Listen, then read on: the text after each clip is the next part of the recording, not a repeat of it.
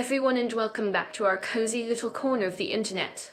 We're so thrilled to have you tune in again to Jet of AIS podcast, where we, Mira and Leo, attempt to make sense of this wonderfully weird world, one country comparison at a time. Yeah, welcome back. Foe, Leo here, ready to rumble. Or at least, ready to compare and contrast. Hope you all brought your thinking caps and maybe a snack, because we're about to dive deep, or at least ankle deep, into another fascinating pair of countries. And speaking of diving deep, Leo, you wouldn't believe what happened to me just the other day. I was trying to make a super healthy green smoothie, you know. Kale, spinach, the whole shebang. Oh, here we go. Kale and spinach. Sounds like the beginning of a culinary disaster, Mira. Hey, it's supposed to be good for you. Anyway, I was feeling all virtuous, tossing in all these greens when suddenly BAM, the blender lid wasn't on properly. What? Let me guess, BAM. As in green smoothie explosion all over your kitchen? Predictable, Mira. Predictable. Green goo everywhere. Ceiling, walls, me. I looked like I'd been attacked by a swamp monster. It was everywhere. I was standing there, completely covered, thinking, well, this is one way to get your daily dose of greens. Externally applied kale. A new beauty treatment trend, perhaps. You might be onto something, Mira. Get that radiant green glow, naturally. Maybe I should market it. Mira's miracle green mask. Guaranteed to make you green. But seriously, after cleaning up for ages, I just ordered pizza. So much for healthy eating. Oops. Pizza after a kale explosion. The circle of life, Mira style. It's beautiful, really. But, hey, at least you provided us with some solid intro material, so thanks for your kitchen mishap. Always delivering, Mira, even when it's green and splattered. Always happy to contribute to the podcast, even if it's through accidental kitchen redecorating. But enough about my green kitchen nightmare.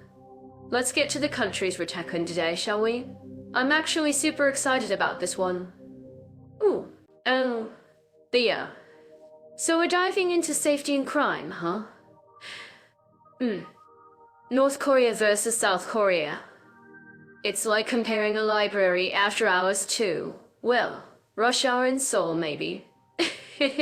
Rush hour in Seoul?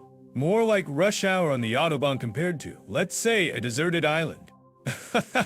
North Korea and South Korea and safety, Mira, is less apples to apples and more apple to. A very controlled, state-approved orange. A state-approved orange. Oh, I love that. Leo. Okay. So North Korea, when you think safety, you kind of think safe from jaywalking, maybe? Because who's jaywalking when the streets are practically empty? Safe from jaywalking, safe from expressing any opinion that isn't glorifying the supreme leader, and definitely safe from choosing your own hairstyle.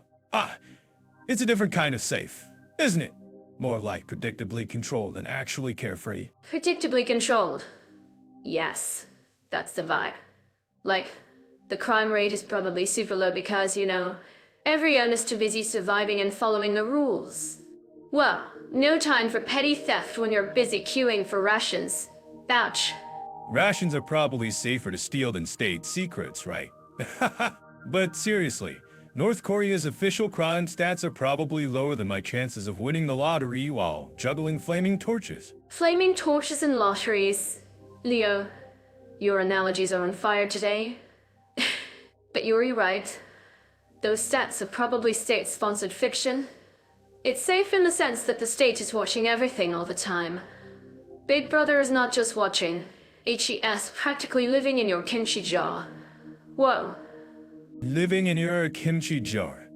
That's going in my next stand-up, Mira. But yeah, the safety in North Korea is like being in a really strict boarding school. Low crime because, well, you're not to do anything else. Freedom? 0 stars. Safety from street muggings? 5 stars, Manny.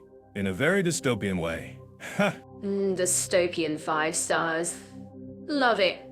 Okay, so South Korea then flips the script completely, right? Like, suddenly we're in a K-drama. And everything's sleek and modern and generally safe? For a normal country, I mean. Normal country safety, yes. South Korea is like, hey, we have police, and they actually help people. Wow, so less a massive city super busy, but you generally feel pretty safe walking around, even at night. Unless you're stumbling out of a karaoke bar at 3 a.m., then maybe watch your step, literally and figuratively. Karaoke bar at 3 a.m. caution. Noted, Leo. For research purposes, of course. But yeah, South Korea feels safe. Like, I can actually leave my phone on the table at a cafe and not expect it to sprout legs and run away. That's a luxury, right? A phone that stays put. Revolutionary. South Korea's got a proper police force. CCD everywhere you practically can't sneeze without being recorded. Which, okay, might be a bit much, but it probably deters crime, right? Huh? CCTV sneezes. But it works, yeah. Like, South Korea is known for being safe for women traveling alone, for example. That's a big thumbs up in my book. Although I did hear about this one time. Oh, here we go, Mira's travel anecdote incoming. Brace yourselves, listeners. Okay. I was in Seoul, right? Super excited to try street food in Myeodong. Lost in foodie heaven, you know? And then, someone bumped into me, and I thought, oops. But then I realized my wallet pocket felt a bit light. Oops. Light wallet alert, the international sign for pickpocketed. See, Mira, even in K-drama land, villains exist. Though probably less state-sponsored villains and more opportunistic kimchi bandits. It was my own fault. Kimchily distracted by Teo break. Lesson learned even in safe places. Keep your eyes on your prize and your wallet. Oops. But seriously, compared to many places, South Korea is still super safe. Super safe-ish. Urban areas will have urban crimes, right? Petty theft, maybe some scams targeting tourists, but violent crime is pretty low in South Korea. It's more likely you'll get stressed out by the subway crowds than actually mugged. Subway crowd stress mugging. That's a real South Korean crime statistic. But culturally, it's interesting, right? North Korea, safety through control. South Korea, safety through community and maybe in dash of CCTV paranoia. Community, Confucian values, and a healthy dose of don't shame the family by getting arrested. South Korea has a strong social fabric, even in the big cities. Plus, they're tech-savvy. Cybercrime scans are probably bigger concerns there than street crime these days. Suddenly we're in a tech thriller. North Korea probably has cybercrime too, but it's state-sponsored hacking for funds? Mischief. Who knows what those guys are up to online? Whoa. Mischief and maybe funding their state orange distribution program. But yeah, cyber threats are real everywhere. South Korea, with its hyperconnectivity, is definitely a target. Scams, phishing, all that fun stuff. Always double-check those cop ticket websites, folks. Ouch! Cop ticket scams. The real danger in Seoul. So, overall North Korea, safe in a very specific state-controlled way. South Korea generally safe, modern urban life with the usual urban hiccups. It's like North Korea is a locked box, and South Korea is a well-lit park. Both have their own kind of safety vibe. Lockbox versus well-lit park. I like that, Mira. Sums it up nicely. For general safety and crime rate, South Korea wins for, you know. Like live a normal life without crime rate, so you like. Live a normal life without constant surveillance. Normal life points. South Korea for the win on that one. And if you want to see more of our country comparisons, don't forget to check out our YouTube channel. Like and subscribe if you're enjoying this deep dive into global safety vibes. And for more insights into travel safety tips, and maybe even how to avoid kimchi bandits, head over to Jetoff AI. We've got articles, podcasts, and all sorts of goodies to help you plan your next adventure safely. Safely adventuring with Jetoff AI? Perfect. Okay, Leo. Ready to move on to the next topic? Maybe something a little less dystopian and a little more delicious. food, perhaps? Ooh. Perhaps? Ooh. So after dystopia talk, sounds like a plan, Mira. My stomach's starting to rumble, probably from the thought of state-approved oranges. Let's do it. Okay, Leo. Speaking of countries that are, shall we say, distinct, let's dive into political stability and social harmony. This topic should be interesting, especially when we're looking at North Korea and South Korea. Interesting is one word for it, Mira. Then it might be another. It's like comparing a perfectly brewed latte art in Seoul to, well, let's just say the coffee situation in Pyongyang might be a tad different. I mean, when we talk about political stability in North Korea, it's like stable as a rock. A very, very heavy rock that hasn't moved in decades. Some might even say it's so stable, it's practically fossilized. Fossilized stability? I love it, Mira, and you know, in a way, it is. It's been the same regime, same family, same everything for so long. You could set your watch by it, if they allowed watches and you knew what time it was in the Hermit Kingdom. Oh, and social harmony. From what we hear, it's also uniformly harmonious. Everyone marching in step, thinking the same thoughts, loving the same everything. It's like a perfectly choreographed dance, except maybe a little less spontaneous. Spontaneous is definitely not the word that springs to mind, Mira. More like strictly orchestrated. Imagine trying to start an impromptu flash mob in Pyongyang. You'd probably end up in a different kind of flash situation altogether. It's less social harmony and more social unison. Like everyone singing from the same hymn sheet. And what would I do if you're humming a different tune? Oops. Whereas South Korea, on the other hand, is like a K-pop concert on steroids politically. Loud, vibrant, sometimes chaotic, but undeniably full of life and opinions. Oh, absolutely. South Korea's political scene is like a roller coaster, isn't it? Ups, downs, loot-de-loots keeps you on the edge of your seat. 1 minute they're protesting about one thing. The next minute they're protesting about something else. Protesting is practically a national sport in Seoul. On the debates, you turn on the news, and it's like a verbal jousting tournament. Which, you know, in a democracy, is probably healthier than the alternative. Haha! Definitely healthier. And socially, South Korea is this amazing mix, isn't it? Super modern, super fast-paced, but still with these deep traditional roots. It's like a kimchi jjigae spicy complex. And with a lot going on. Ooh. Kimchi jjigae politics. I like it, Mira. And that social harmony, or lack thereof, in South Korea, it's fascinating. You've got the generational divides, the north-south tension constantly simmering. The pressures of this ultra-competitive society. It's not always smooth sailing, is it? No, not always smooth, but it's dynamic. People are engaged.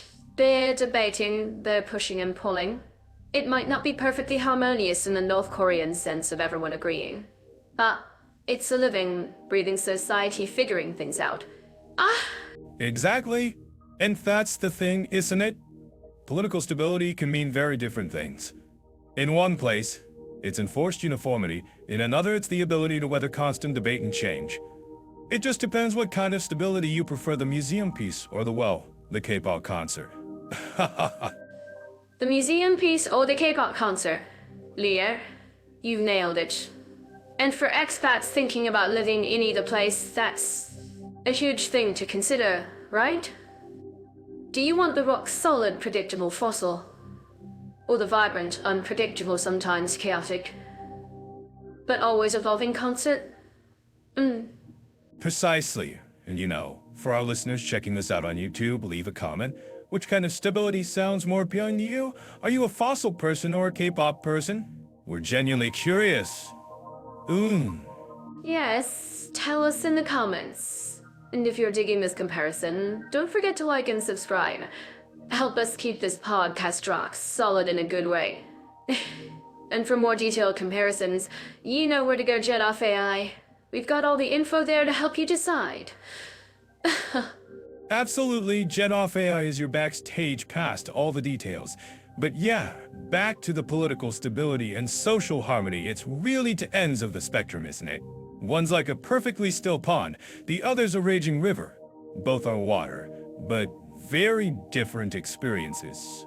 Wow. Very different indeed. And I guess it just boils down to what kind of flow you're looking for in your life. Still pond or raging river? Deep thoughts for a Tuesday morning, Leo. Deep thoughts fueled by caffeine, Mira, the Jet Off AI special. But yeah, political stability and social harmony definitely something to ponder when you're choosing your next adventure. Okay, yeah. Buckle up for a wild economic ride. We're diving into the financial landscapes of North and South Korea. It's like comparing a lemonade stand run by a committee to a global supermarket chain. Mira, that's surprisingly accurate. Though I'd say North Korea's economy is less lemonade stand, you know? Like on paper, they have lemonade stand, you know? Like on paper, they have lemonade. It's just water and a picture of a lemon. A theoretical lemonade stand. I love it. So, for anyone tuning in thinking of opening a branch of their business in either Korea, let's talk real talk moolah. South Korea, as we know, is like BM, tech giants, K-pop empires, car assuming everywhere. It's a global economic player, right? Wow. Absolutely. South Korea is the land of economic hustle. Think of it like the Pacific Army's World Olympic sports. South Korea would be in the marathon, sprinting the whole way, fueled by kimchi and ambition. North Korea? Maybe more like competitive staring at a bike wall for resources that aren't there. Fury, you're on fire today. So, for our listeners thinking about their wallets, South Korea is definitely going to feel like, well, like you're actually using money. You can buy things, fancy things, even gassed imported lemons for your lemonade. South Korea is costly living, emphasis on the living part. So, especially, is like New York or London prices. Rent can make your eyes water faster than chopping onions. But hey, you get what you pay for super fast internet, amazing public transport, and enough cafes to fuel a caffeine-addicted army. Caffeine-addicted army? That's us. But North Korea, it's a different story, isn't it? I mean, is it even fair to talk about cost of living in the same way? It's more like state-controlled availability of very basic necessities, right? State-controlled availability of very basic necessities, you nailed it, Mira. In North Korea, it's less about cost and more about can you even get it. Prices are, well, officially set by the government, often ridiculously low. But that's in theory. In reality, good luck finding those things in state stores anyway. If you're an expat dreaming of haggling for fresh produce at a bustling market in North Korea and maybe are just those dreams, and picturing more queuing politely for your government to sign cabbage. Queuing for cabbage, that's the North Korean market experience in a nutshell. And even if you find something in the unofficial markets, which, by the way, are technically illegal but kinda double, let's say, and you're taking a risk just being there, well. That's intense, even for me. So, South Korea, expensive, but you can actually buy things. And North Korea, well, maybe pack a really big suitcase of essentials if you're planning a trip. Though, good luck getting in with that suitcase. Mira, you're picturing someone trying to smuggle in a Costco-sized pack of toilet paper into North Korea. The border guards would have a field day. But seriously, for expats, South Korea is expensive, yes, but transparent. You know what things cost, you can budget. North Korea? Budgeting is irrelevant when the economy is, well, unconventional. Unconventional is putting it mildly, Leo. So, job opportunities. South Korea tech boom, global companies, a million different sectors. You can probably find a job teaching English to a poodle if you wanted to. Okay, maybe not poodles. But you get my point. Oh. English to poodles, there's a niche market we haven't explored yet, Mira. But yes, South Korea has a competitive but vibrant job market. Lots of opportunities, especially in tech, manufacturing services. North Korea, job market is state assignment. Your career path is probably decided for you at birth. It's like a career lottery you didn't enter, and you can't win. So, for expats, South Korea is a real option for working and earning, even if it's pricey.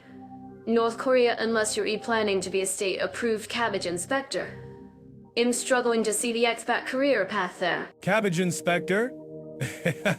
Mira, you're killing me. But yeah, expat opportunities in North Korea are extremely limited and politically sensitive, to say the least. South Korea, wide open if you have the skills and are ready for the competition. Not least money itself. South Korean one solid. Used globally, you can exchange it anywhere. North Korean one even real money. Or more like state East monopoly money. I'm genuinely curious. Wow. North Korean one it exists, technically, but it's not exactly freely convertible, shall we say. Using foreign currency is often preferred and sometimes even required, especially for tourists and, well, anyone not wanting to navigate the unique financial system. South Korean one, solid, stable. You can even use your credit card in most places. Imagine explaining credit cards to someone in North Korea. It's like magic future money that you promise to pay back eventually. Their heads would explode. So I think that making tantra that, exploding heads from financial concepts, that's a whole new level of culture shock, Mira. But yeah, economically North and South Korea are polar opposites. South Korea is a developed, market-driven economy with a high cost of living. North Korea is something else entirely. For expats, it's really no contest if you're thinking about financial realities. Your contest is an understatement. It's like comparing a five-star buffet to nothing on the table at all. Ouch, but in a funny way. So, for economic conditions and cost of living, South Korea wins by existing as a functional economy. Wins by existing as a functional economy, that's going to be the podcast title, Mira. But seriously, folks, if you're weighing up the one and wondering where your wallet will be happier, South Korea is the clear and only choice for a normal expat experience. Unless you're really into cabbage, keys, and theoretical lemonade. Alrighty. Let's dive into where folks might lay their heads in North and South Korea. Shall we? Yeah, cause after a long day of, observing, you gotta have somewhere to decompress, right? Though I suspect the decompression vibe might differ wildly between these two. You betcha. In South Korea, you're looking at the whole shoving from swanky skyscrapers in Seoul with views that'll make your jaw drop. 2 cozy little guest houses in Jeju where you can practically smell the ocean from your pillow. Ooh. And in North Korea, well, picture options as being a tad more curated. Less Airbnb and chill. More assigned room with a portrait of Kim Il-sung and Kim Jil-un chill. Curated is definitely one word for it. I'm imagining the North Korean tourism brochures experience authentic socialist living. Guaranteed sea view of the collective farm. Exactly. You're not exactly gonna be scrolling through Booking.com for Pyongyang, are you? Are you? More like a governmentallocation.com, maybe. If that even exists. Whoa. South Korea's bursting with choices hotels galore. From budget-friendly to break-the-bank luxurious. Plus, you've got Han, okay? As those beautiful traditional Korean houses for a real cultural immersion. Well, in North Korea, I'm guessing cultural immersion means immersing yourself in.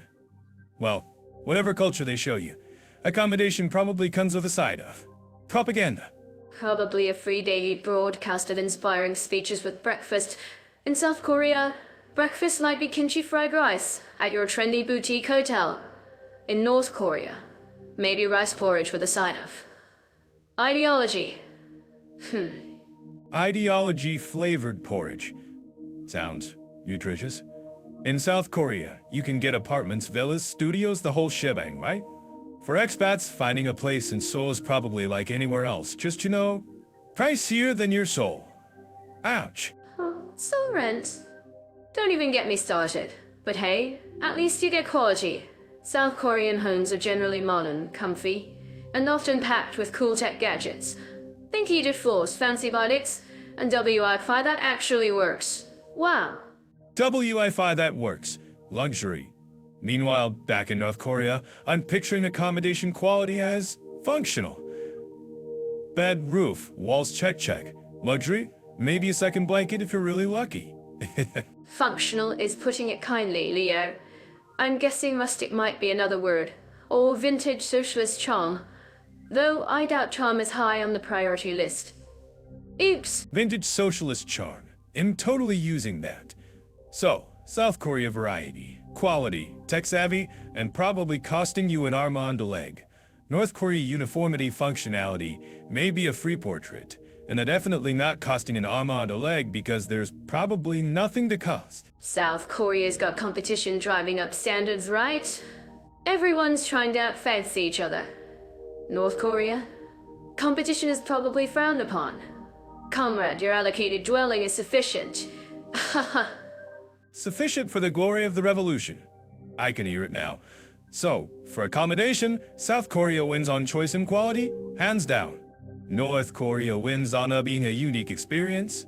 If you can even get in, that is. Unique and experience are definitely the key words for North Korean accommodation. Maybe a once in a lifetime. And maybe that's enough kind of experience. South Korea, though, is where you actually live comfortably. Comfortably, yes, and possibly broke. But hey, at least your budget will be heated. So if you're planning a move and comfortably is on your list, South Korea is your spot. Unless roughing it in a state-controlled guest house is your jam. Each to their own, I guess. Roughing it in a state-controlled guest house. New travel trend alert. But yeah, for most folks, South Korea is definitely the winner in the accommodation department. Unless you're really into unique. And by unique, we mean, well, North Korean unique. Alright, Leo. Let's tackle visas and immigration for our two mystery nations. You ready to dive into the bureaucratic fun? Bureaucratic fun? Mira, those words usually don't belong together unless you're writing a comedy sketch about paperwork. But yeah, let's see which country makes it easier to visit or maybe, actually live there. Oh, first up, North Korea. Imagine planning a trip. For most of us, getting into North Korea is like trying to get into a super exclusive club. But the bouncer is a form you have to fill out in triplicate. In calligraphy. Whoa. Calligraphy forms? Sounds about right. I picture mountains of paperwork, each stamped with like 20 official seals and maybe a portrait of Kim Il-sung judging your application. It's probably easier to launch a rocket than get a tourist visa. You can't just book a flight and show up. Right? You have to go through officially sanctioned tour groups. It's like they're saying we'll let you visit, but only if we hold your hand the entire time and you promise not to think any independent thoughts. Hand-holding tours, mandatory groups sing a long S of patriotic songs. Sounds less like a vacation and more like summer camp with questionable ideology. And I bet you can't just wander off to find a local coffee shop, can you? Unless that coffee shop is on the official approved coffee shops of the Glorious Republic list. Approved coffee shops only. And forget about popping over the border to South Korea for a quick shopping trip. That border is about as porous as a brick wall made of solid granite. Immigration. More like immovable object when it comes to crossing that line. Ouch. Immovable object is right. It's probably easier to immigrate to Mars than from North to South Korea, or vice versa for that matter. I'm guessing official procedures in North Korea involve a lot of standing in lines, showing your papers to stern-faced officials, and hoping you filled out Form 37B correctly. Section 4? Subsection Gamma. Form 37B, subsection Gamma. Exactly. And if you accidentally smudge ink on line 5, straight to bureaucratic jail. Okay, maybe not jail, but definitely a delay and a lot of tutiang. Let's be real. Official procedures probably involve more stamps than a stamp collector convention. Wow. Stamp collector convention in bureaucratic jail. That's a mental image right there. So, North Korea sounds like a visa and immigration obstacle course designed by Kafka. What about South Korea? Is it any easier to navigate the official maze there? Oh. South Korea is like stepping from that bureaucratic obstacle course into a brightly lit, super efficient, cult-themed visa application center. For many countries, you can just waltz in visa-free for tourism. It's practically an invitation come visit, spend money, and enjoy the kimchi. Ooh. Kimchi invitations. Love it. South Korea sounds like they actually want tourists in. You know, people in general to be able to enter the country without needing a PhD in paperwork. I bet their official procedures involve, like, computers and websites that actually work in this century. Psych that work. Imagine that. South Korea's immigration is pretty streamlined, especially if you're from a visa-exempt country. It's almost like us saying welcome. Please enjoy your stay and don't forget to like us on YouTube. YouTube likes on visa approvals.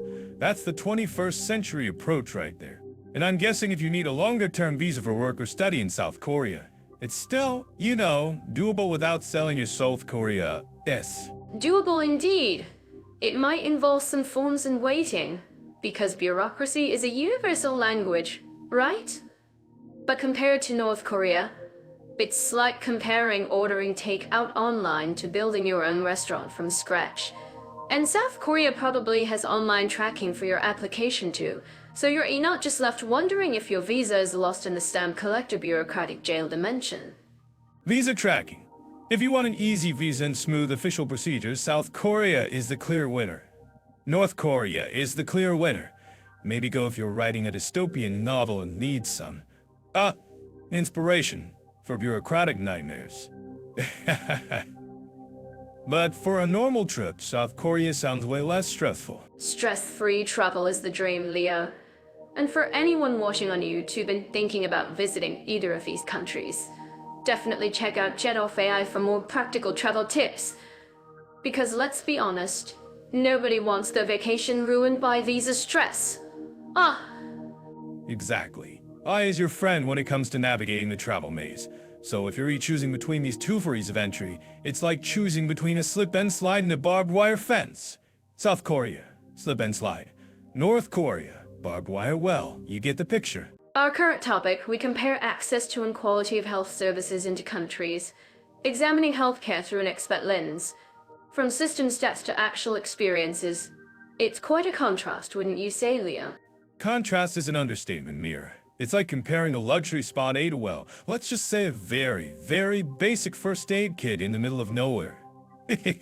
We're talking about North Korea and South Korea, right? South Korea, land of cutting-edge technology and K-beauty, versus North Korea, shrouded in mystery and, shall we say, less about the beauty aspect, and more about the bare necessities.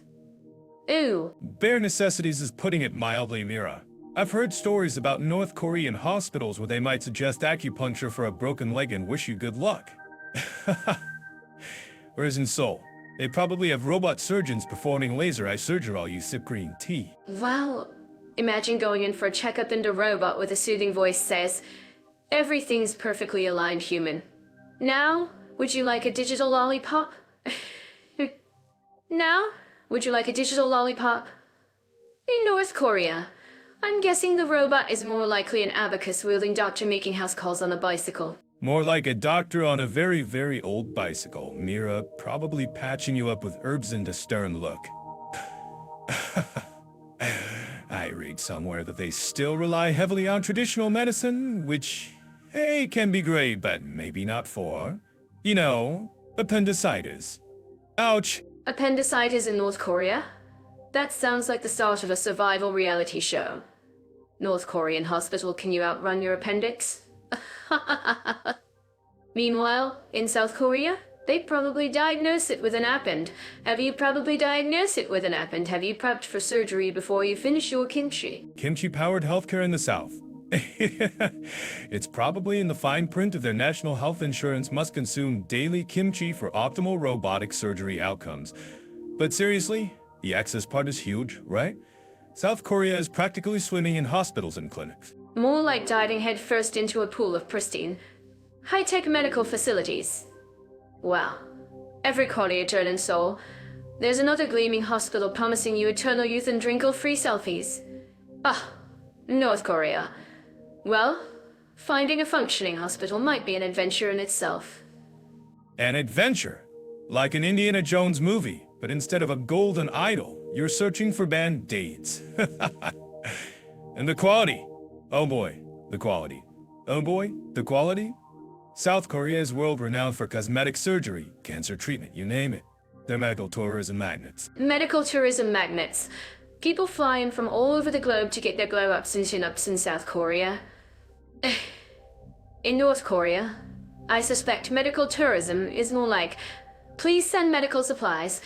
We're running low on everything. Oops. Exactly. And for expats, think about this. In South Korea, you're probably covered by a pretty decent national health insurance, or you can get private insurance easily. English-speaking doctors, no problem. Pharmacies stocked with every drug imaginable, check. Check. And super check. South Korea is basically a healthcare paradise for expats. North Korea.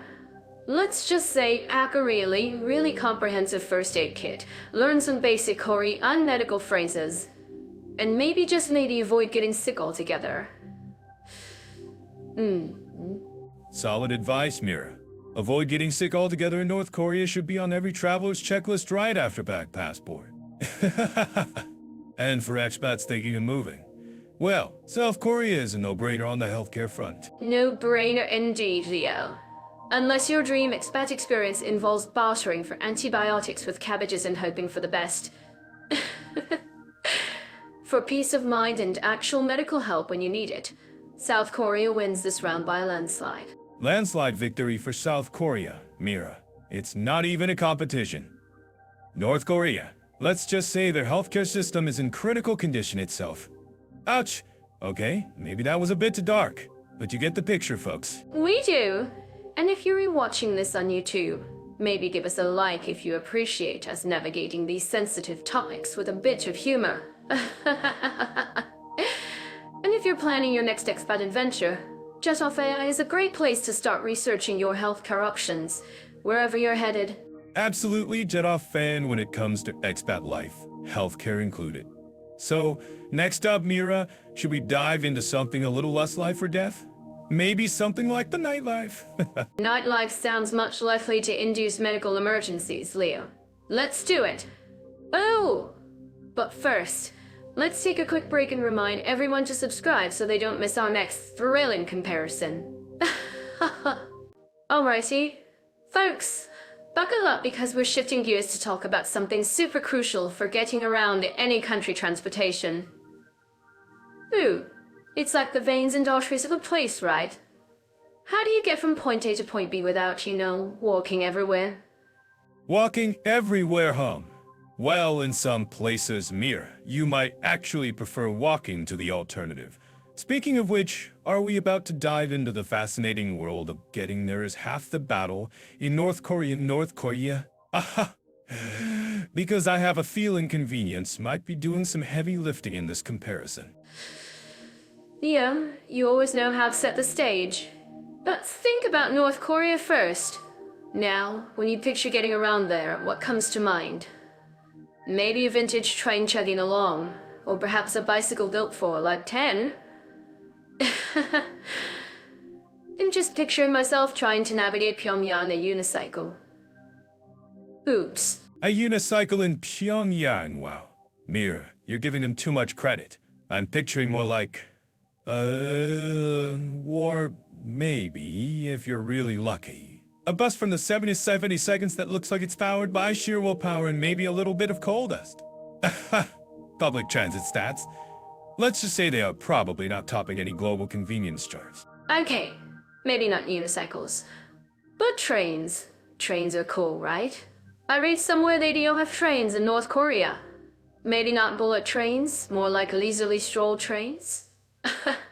You get to really savor the journey, see the countryside for days. Think of it as slow travel, very slow. Slow travel is one word for it. Time travel backwards might be another. And yes, they have trains, Mira, technically.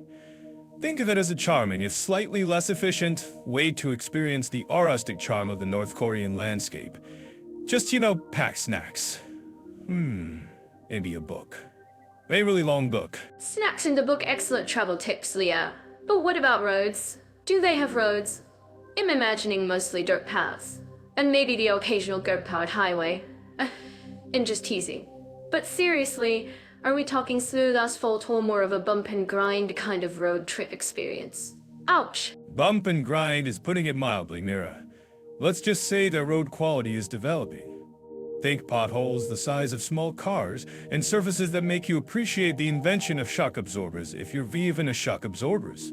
Well, unless you're a high-ranking official, personal car ownership is, shall we say, limited. Fewer traffic jams then.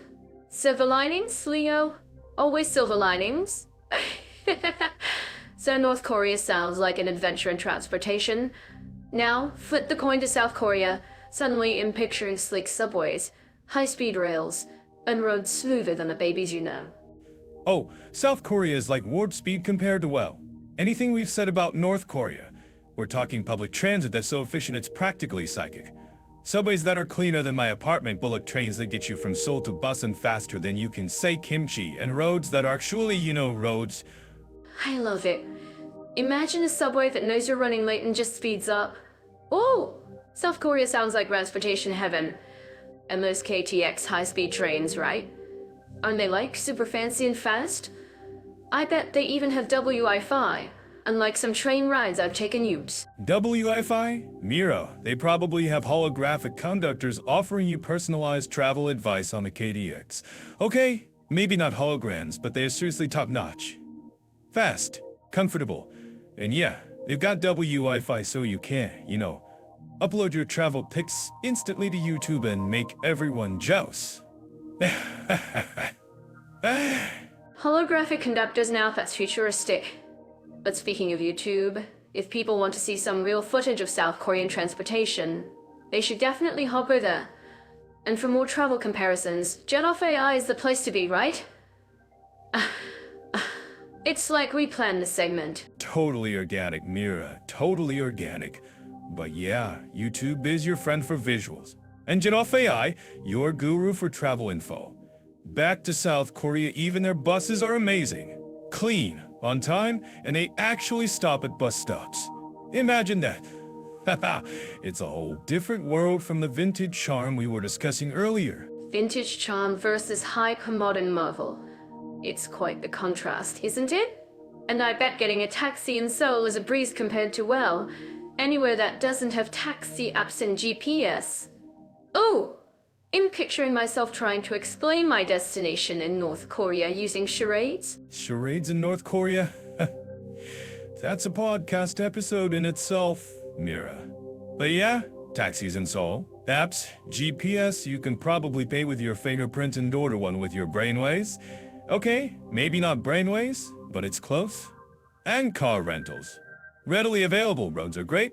Just watch out for the legendary Seoul traffic. Even transportation heaven has rush hour, I guess. Traffic. The universal constant. But even Seoul traffic sounds preferable too. No roads at all. No roads at all? Wow. So, if you're a traveler who values speed, efficiency, and maybe holographic conductors, South Korea is your jam. If you're into slow contemplation of the landscape and really getting to know your fellow passengers along, long train ride North Korea offers a unique experience. Unique experience is definitely one way to put it, Mira. Another way might be transportation ally challenged. But hey, different strokes for different folks, right? If your idea of a vacation is an adventure in logistics, North Korea is calling your name. If you just want to get from point A to point B without needing to pack a survival kit, South Korea is probably the better bet. Aha! Survival kit versus Wi-Fi hotspot. I think the choice is pretty clear for most of us, Leo. Hey, at least we know now if we ever find ourselves needing to choose between a leisurely goat cart ride and a psychic subway, we have options. Thanks for navigating this transportation comparison with me, Leo. Anytime, Mira.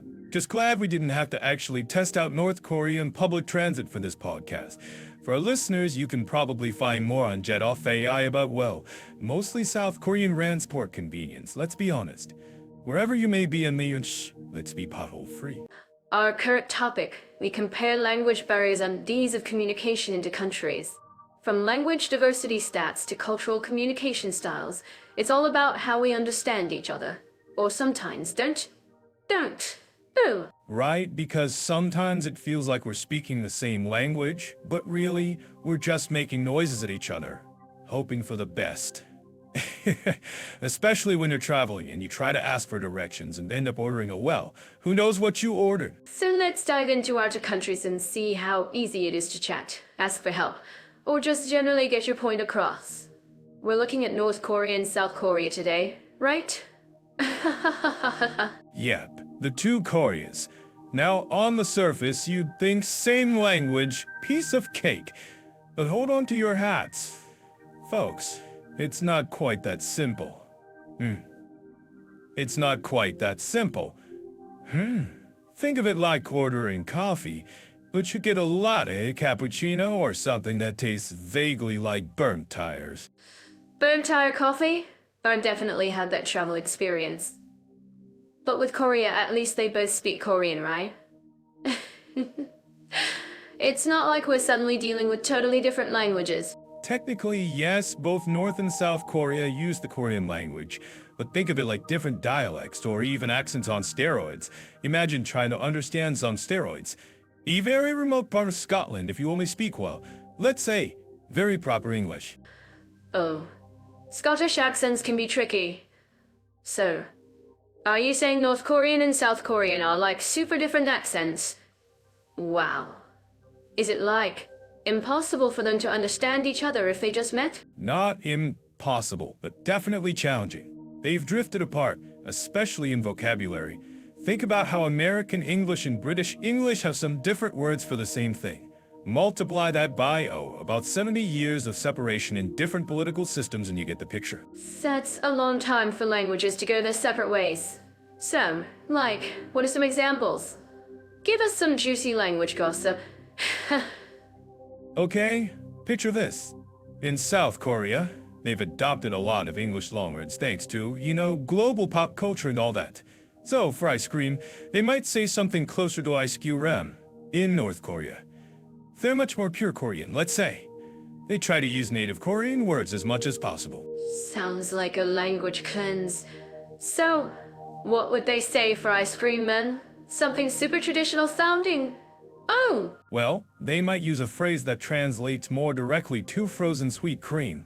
It's not that they wouldn't understand ice cream, but it's just not how they say it. It's like ordering a soda versus a fizzy drink. You'll get the idea, but it sounds a bit different. Frozen sweet cream. That actually sounds kind of fancy. Maybe North Korea is onto something there. But okay, so vocabulary is different. What about just talking? Is the way they speak different too? Oh, definitely. Pronunciation, intonation, it all subtly shifts over time. Plus, North Korea, being a more isolated society, has preserved some older Korean forms that have faded away in the South. It's like listening to someone speak in a slightly older style of English. Like Shakespearean Korean? Okay, maybe not that old. But I get what you mean. So, if a South Korean tourist went to North Korea, would they be totally lost in translation? Whoa. Probably not totally lost, but they might need to ask people to repeat themselves, or explain things differently. It'd be like visiting a foreign country that speaks a very close, but not quite identical language. You can sort of get by, but it's not effortless. Effortless communication, that's the dream, right? So, what about for us, as English speakers? If we go to South Korea, how easy is it to communicate? South Korea is actually pretty good, especially in tourist areas in big cities like Seoul. You'll find a lot of people, especially younger folks, who speak at least some English. Those signs are often in English too, especially on subways and popular spots. Oh yeah, so it was pretty easy to navigate. I even saw English menus at street food stalls, like kimchi fries tried. They know how to lure in the tourists. South Korea is... They definitely do. South Korea is very plugged into the global scene, so English is pretty widely understood. Or at least there are resources to help you out. Translation apps, tourist information centers, all that jazz. Translation apps are lifesavers. I once tried to use one to order food in somewhere and it translated chicken soup as feathered water. Ooh, still got chicken soup though, thankfully. Feathered water. Well, at least it was descriptive. Now, North Korea communication for English speakers, there is a whole different ballgame. Oh, I bet. Is it like Zaro English? Are we just relying on mime and hope? Ouch. It's limited. You'll find some English speakers, usually in tourist hotels or among official guides because, you know, they need to interact with tourists. But outside of those very specific circles, English is not widely spoken or understood. So, phrasebook and pointing are our best friends in North Korea then. And maybe really good charade skills? Charades might come in handy. And definitely a good phrasebook. But honestly, the bigger barrier in North Korea isn't just the language itself, it's the whole environment. Like, is it just awkward to talk to people? Well, you're usually traveling with official guides in North Korea, right? So, your conversations are often guided and monitored. It's not like you can just wander off and strike up a chat with a random person on the street to practice your Korean. Alright. Guided tours and all that. So, even if you could speak perfect Korean, the ease of communication is still restricted. Makes sense. So I think that we can talk to that. Exactly. In South Korea, you can pretty much talk to anyone, anytime, about anything within reason, of course. In North Korea, your interactions are much more structured. It's not just about the words you use.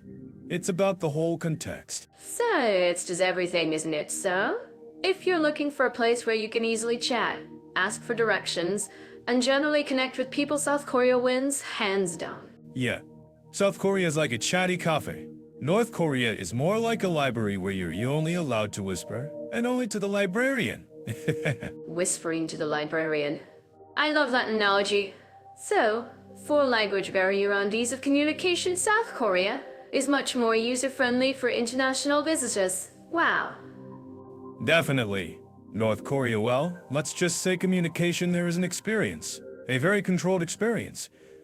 But hey, at least they both speak Korean, right? Small mercies. Small mercies indeed. And hey, maybe that's part of the adventure, figuring out how to communicate in different places.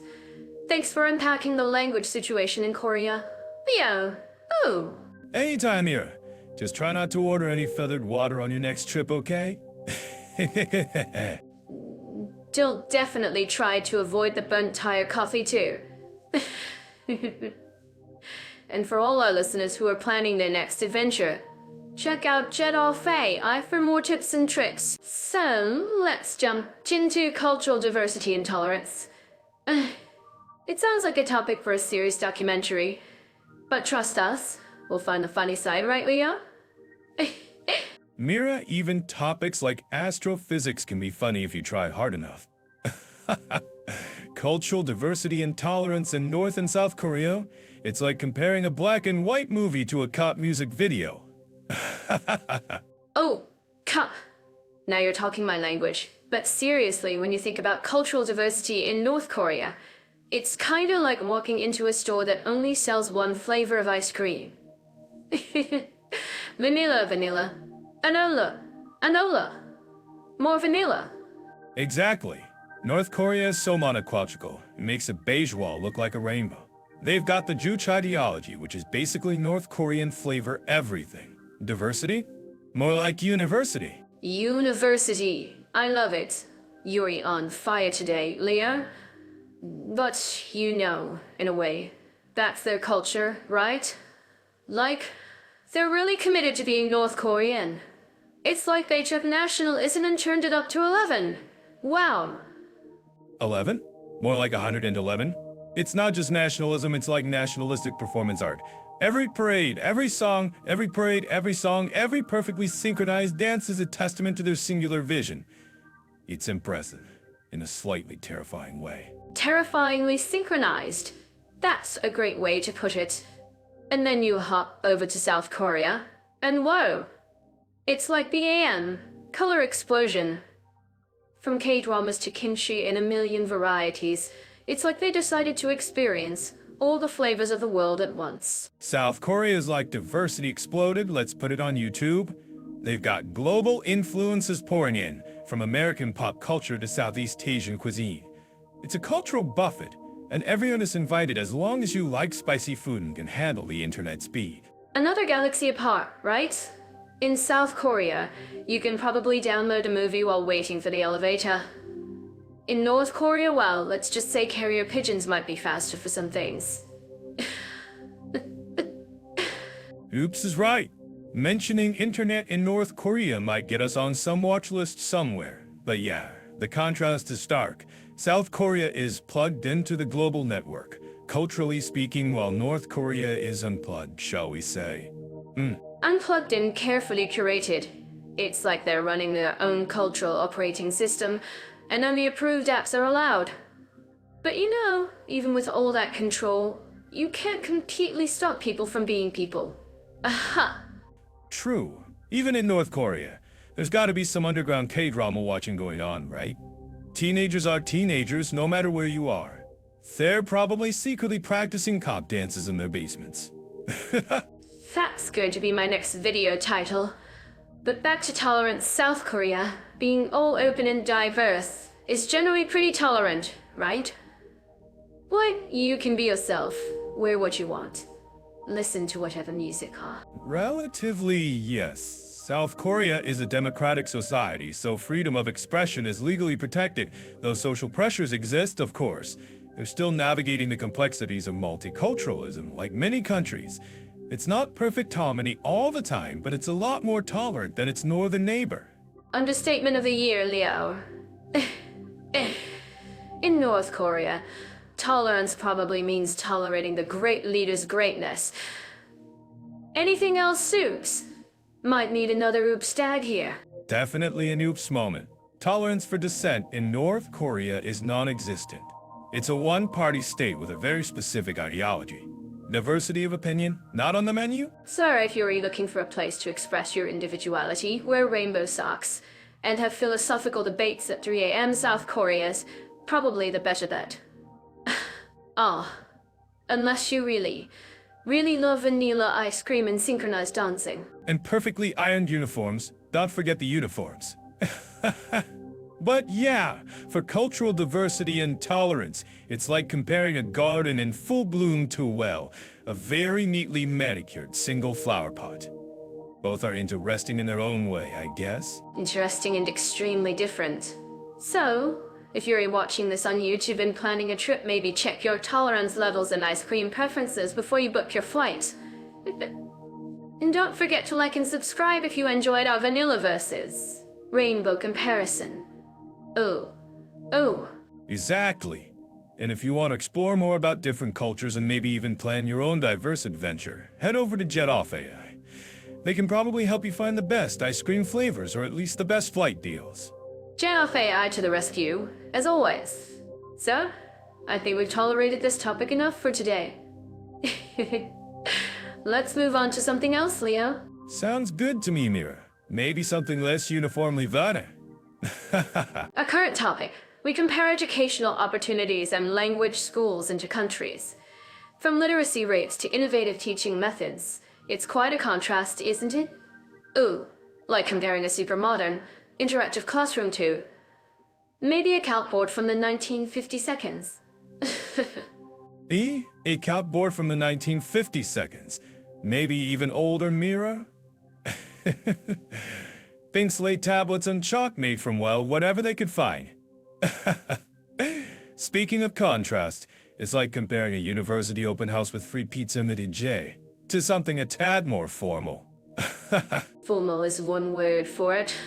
But seriously, South Korea is like Education Central, right? They're practically obsessed with learning. Wow, it's all about crammed schools, top universities, and getting ahead. Ooh, obsessed is putting it mildly. Whoa. South Korea's education system is famous for its intensity. It's like a national sport, but instead of medals, you get acceptance letters to prestigious universities. And the pressure, you could cut it with a knife. Pressure cooker level intense. But you can't deny it works, right? The universities are world class, attracting brainy folks from everywhere. Wow, they're like the Silicon Valley of education. Wow, Silicon Valley of education. As long as you can handle the all-nighters and the constant competition. But yeah, South Korean universities are definitely respected globally. They're churning out tech geniuses and innovators left and right. Aha! Geniuses and innovators. Makes you wonder what kind of educational system North Korea has in comparison. I'm guessing slightly different priorities. Maybe less about innovation and more about ideology. Ideology is probably the headline, subheadline, and the entire news article in North Korean education. It's less about personal growth and more about national unity, shall we say. Think less open-minded debate and more synchronized chanting. Okay. Leo, you're painting a picture. So, let's focus on, say, critical thinking and more on critical loyalty. Oops. Did that sound a bit cheeky? Cheeky but not entirely inaccurate, Mira. Critical loyalty, that's a new one. But yeah, North Korea's education system is heavily influenced by state propaganda and the Juche ideology. Free thought might not be top of the curriculum. Juche ideology sounds like a fascinating subject. Maybe a bit less practical for, say, getting a job in? Oh, I don't know. International marketing? Or starting your own tech company? International marketing might be a stretch. Unless you're remarketing the virtues of Juche, perhaps. In tech startups, let's just say North Korea isn't exactly known for its booming Silicon Valley scene. Nope, doesn't quite roll off the tongue. Silicon Pyongyang. You're out of roll, Leo. But what about language learning? South Korea is a hot spot for learning Korean. Thanks to Korean dramas, right? No. Language schools popping up everywhere. Oh, language schools are booming in South Korea.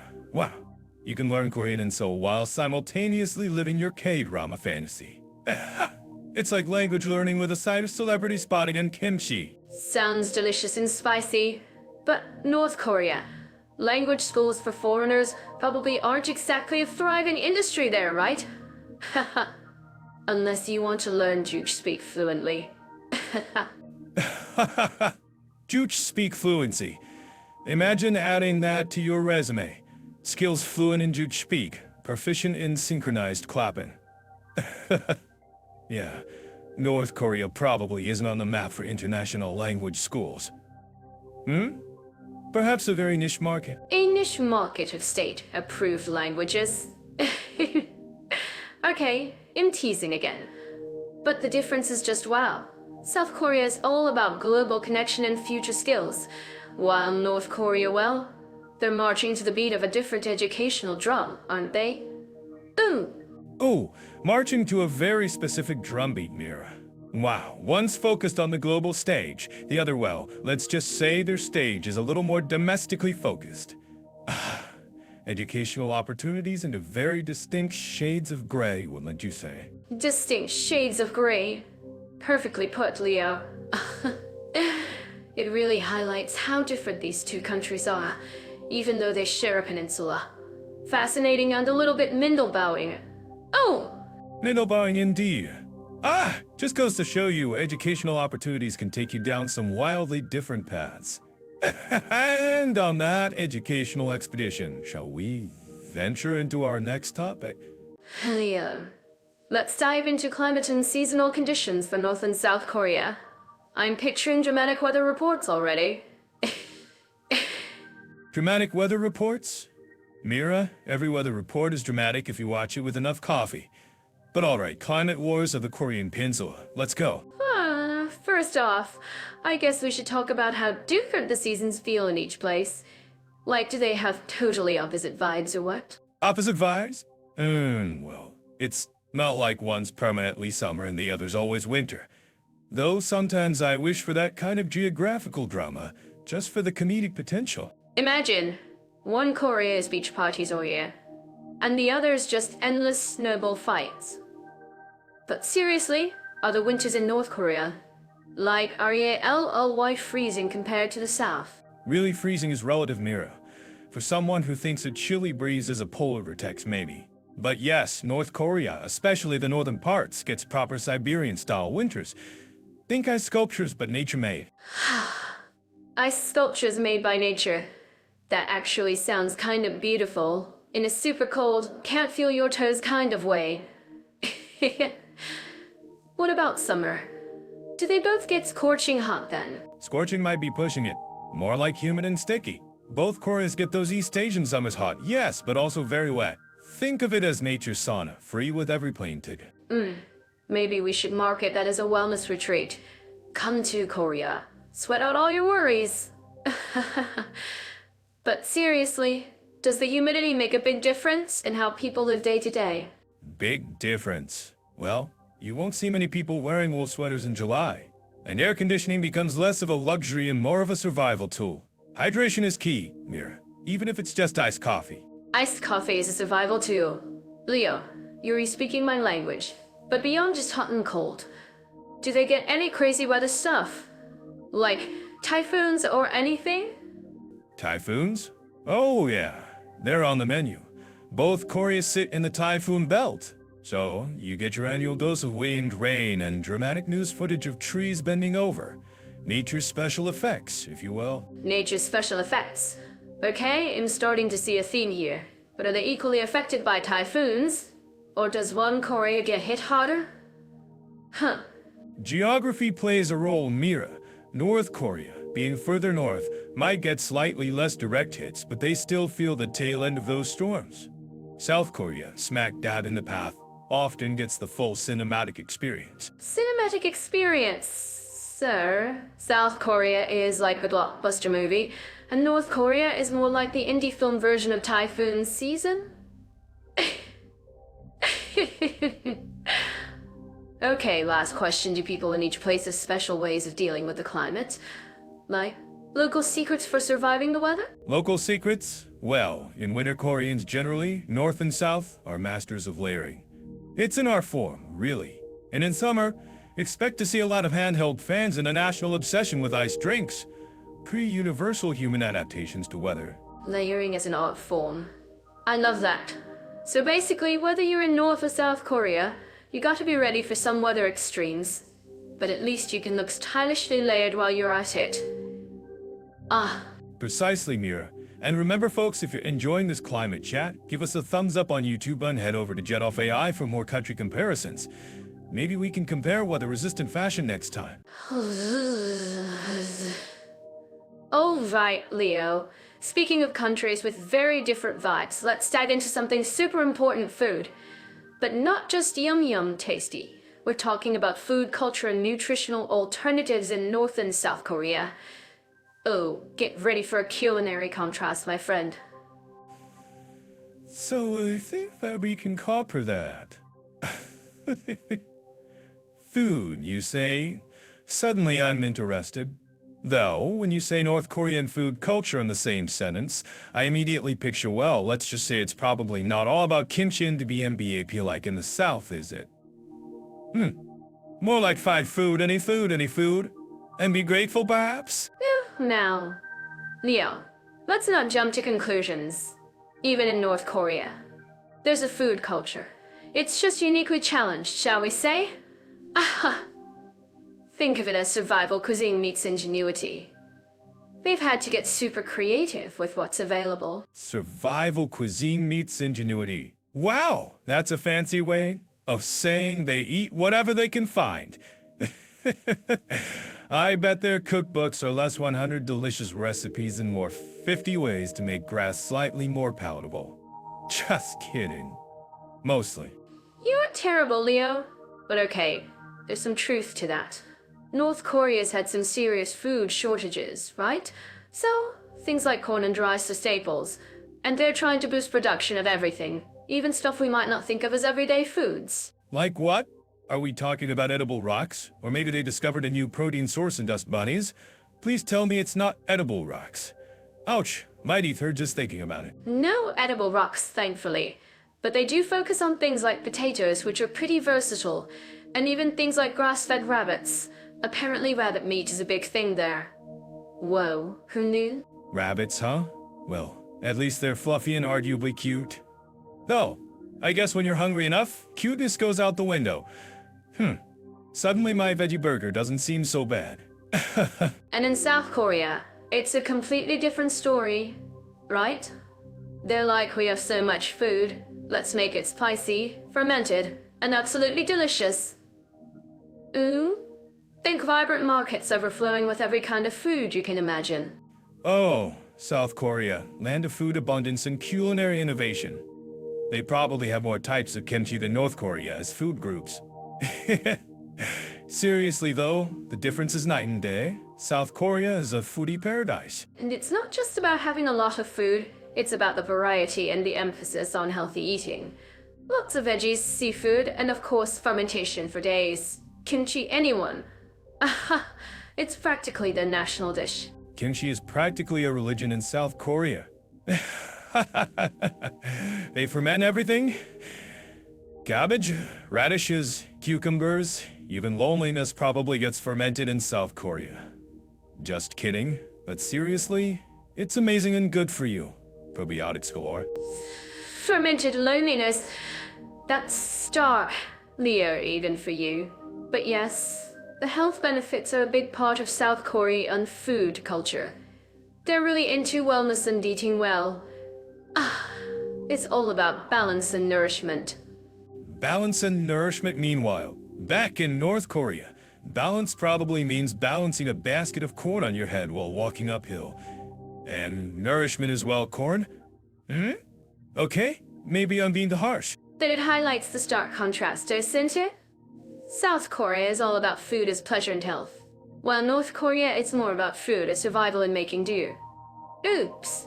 Did that sound oblique? Bleak but probably accurate. I mean, you can't have a thriving food culture when basic necessities are scarce.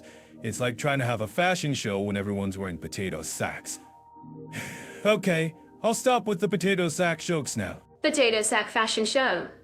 Actually, that could be ironically chic. But back to Korea. Nutritional alternatives are also super different. South Korea, as all the trendy health foods, organic options, vegan everything. Wow. North Korea, well, their alternative is probably just less food. Yeah, South Korea has avocado toast and kale smoothies. North Korea's nutritional alternative is probably just fasting. Intermittent fasting, the North Korean way. Unintentionally, of course. Ouch. Okay, I'm going to howl for these jokes. Aren't I? Leah, you are something else. But in a really informative way. So, bottom line, when it comes to food, culture, and nutritional alternatives, North and South Korea are basically on different planets, right? Different planets, different galaxies, different universes. South Korea culinary innovation, health trends, endless variety. North Korea survival, ingenuity, and probably a lot of corn. And rabbits. Don't forget the rabbits. Oh, okay. Rabbits duly noted. So, if you're planning a culinary adventure, South Korea might be a slightly safer bet. Unless you're really into rabbit cuisine. Whoa, is rabbit cuisine a thing? We need to check that out on General Fair later. Sounds like a niche market. Maybe we should pitch rabbit restaurants of North Korea as a travel special on YouTube? Come for the oppressive regime. Stay for the rabbits too. Okay, indefinitely going to hell. Leo, you're incorrigible. But hey, at least we've highlighted the Athene nutritional contrasts. And maybe made a few people hungry for something? Hopefully not just rabbits too. If you like this, like and subscribe. And tell us in the comments. Rabbits TI or nay? And if you're planning a trip, or just curious about more, Jet Off AI is your place to explore. Though, maybe skip the North Korean culinary tours for now. Unless you're a food critic with a death wish. Just kidding mostly. See you next time. Our current topic, we compare the historical, cultural, and artistic values of two countries. From ancient landmarks to thriving art scenes and deep-rooted traditions, this is going to be a fascinating dive. Right, Leah? Fascinating is one word for it, Mira. I'd say it's like comparing a black and white silent film with a Technicolor Bollywood musical. Both are cinema but worlds apart, wouldn't you agree? Oh, Bollywood. You know my weakness, Leo. Okay, so let's kick off with North Korea. When you think about historical values there, it's kind of like stepping into a time capsule, but one that's been curated with a very specific, let's say, dramatic theme. Dramatic is putting it mildly, Mira. More like a historical theme park designed by someone who really, really loved the 1950 seconds and never quite moved on. Everything's monumental, you know. Giant statues, grand squares. And culturally, it's all about Juche ideology, which, for those of you playing at home, is their self-reliance philosophy. Think of it as national pride dialed up to 11, where everything is about the great leader and the glorious nation. It's intense. Intense indeed. It's like if someone took national pride, put it in a blender with a megaphone, and then set it to max. And artistically, well, let's just say subtlety isn't exactly the name of the game. Everything's designed to inspire awe and loyalty. Think heroic realism at times 10. Heroic realism, yes. It's like every painting is shouting at you about how amazing the revolution is. And the architecture. Those massive, imposing buildings in Pyongyang. You definitely get the message they're trying to send. It's not exactly cozy, is it? Cozy is the last word I'd use to describe North Korean architecture. More like imposing, stark, and makes you feel like you're being watched even by the buildings themselves. It's got a certain powerful aesthetic, if you're into that sort of thing, which personally, I find a bit much. A bit much is a polite way to put it, Leo. But you know, in a way, it's undeniably unique. You won't see anything quite like it anywhere else on Earth. It's like they've created their own historical and cultural bubble. And it's there. Oh, it's definitely there. Like a very loud, brightly colored, and slightly intimidating bubble. Now, let's hop over to South Korea, shall we? Because culturally and artistically, it's like flipping from that black and white film to a K-pop music video explosion. K-pop. Now, you're talking my language, Leo. South Korea is like the complete opposite, isn't it? They've got ancient history, sure, with beautiful temples and palaces, but they've also embraced modernity in a huge way. It's this incredible mix of old and new. Wow. Exactly. It's like they took their ancient heritage and then just plugged it into the 21st century with a USB cable. You've got these stunning traditional arts right alongside cutting-edge digital art, and it all just works. It's like magic. And the culture. It's so vibrant and dynamic. From the bustling markets to the trendy cafes. And the explosion of K-dramas and K-movies, it's like South Korea is constantly reinventing itself culturally, while still respecting its roots. It's fascinating to watch. Absolutely. And artistically, they're just killing it on the global stage. K-pop, K-dramas, Korean cinema, it's a cultural tsunami. They've taken their unique style and just blasted it out to the world. And everyone's loving it. It's like it unlocked the secret to global cool. Global cool, I love that. It's like North Korea is whispering about us. Historical greatness in a very serious tone, while South Korea is shouting its cultural coolness from every rooftop in neon lights. Both are communicating, but in drastically different ways.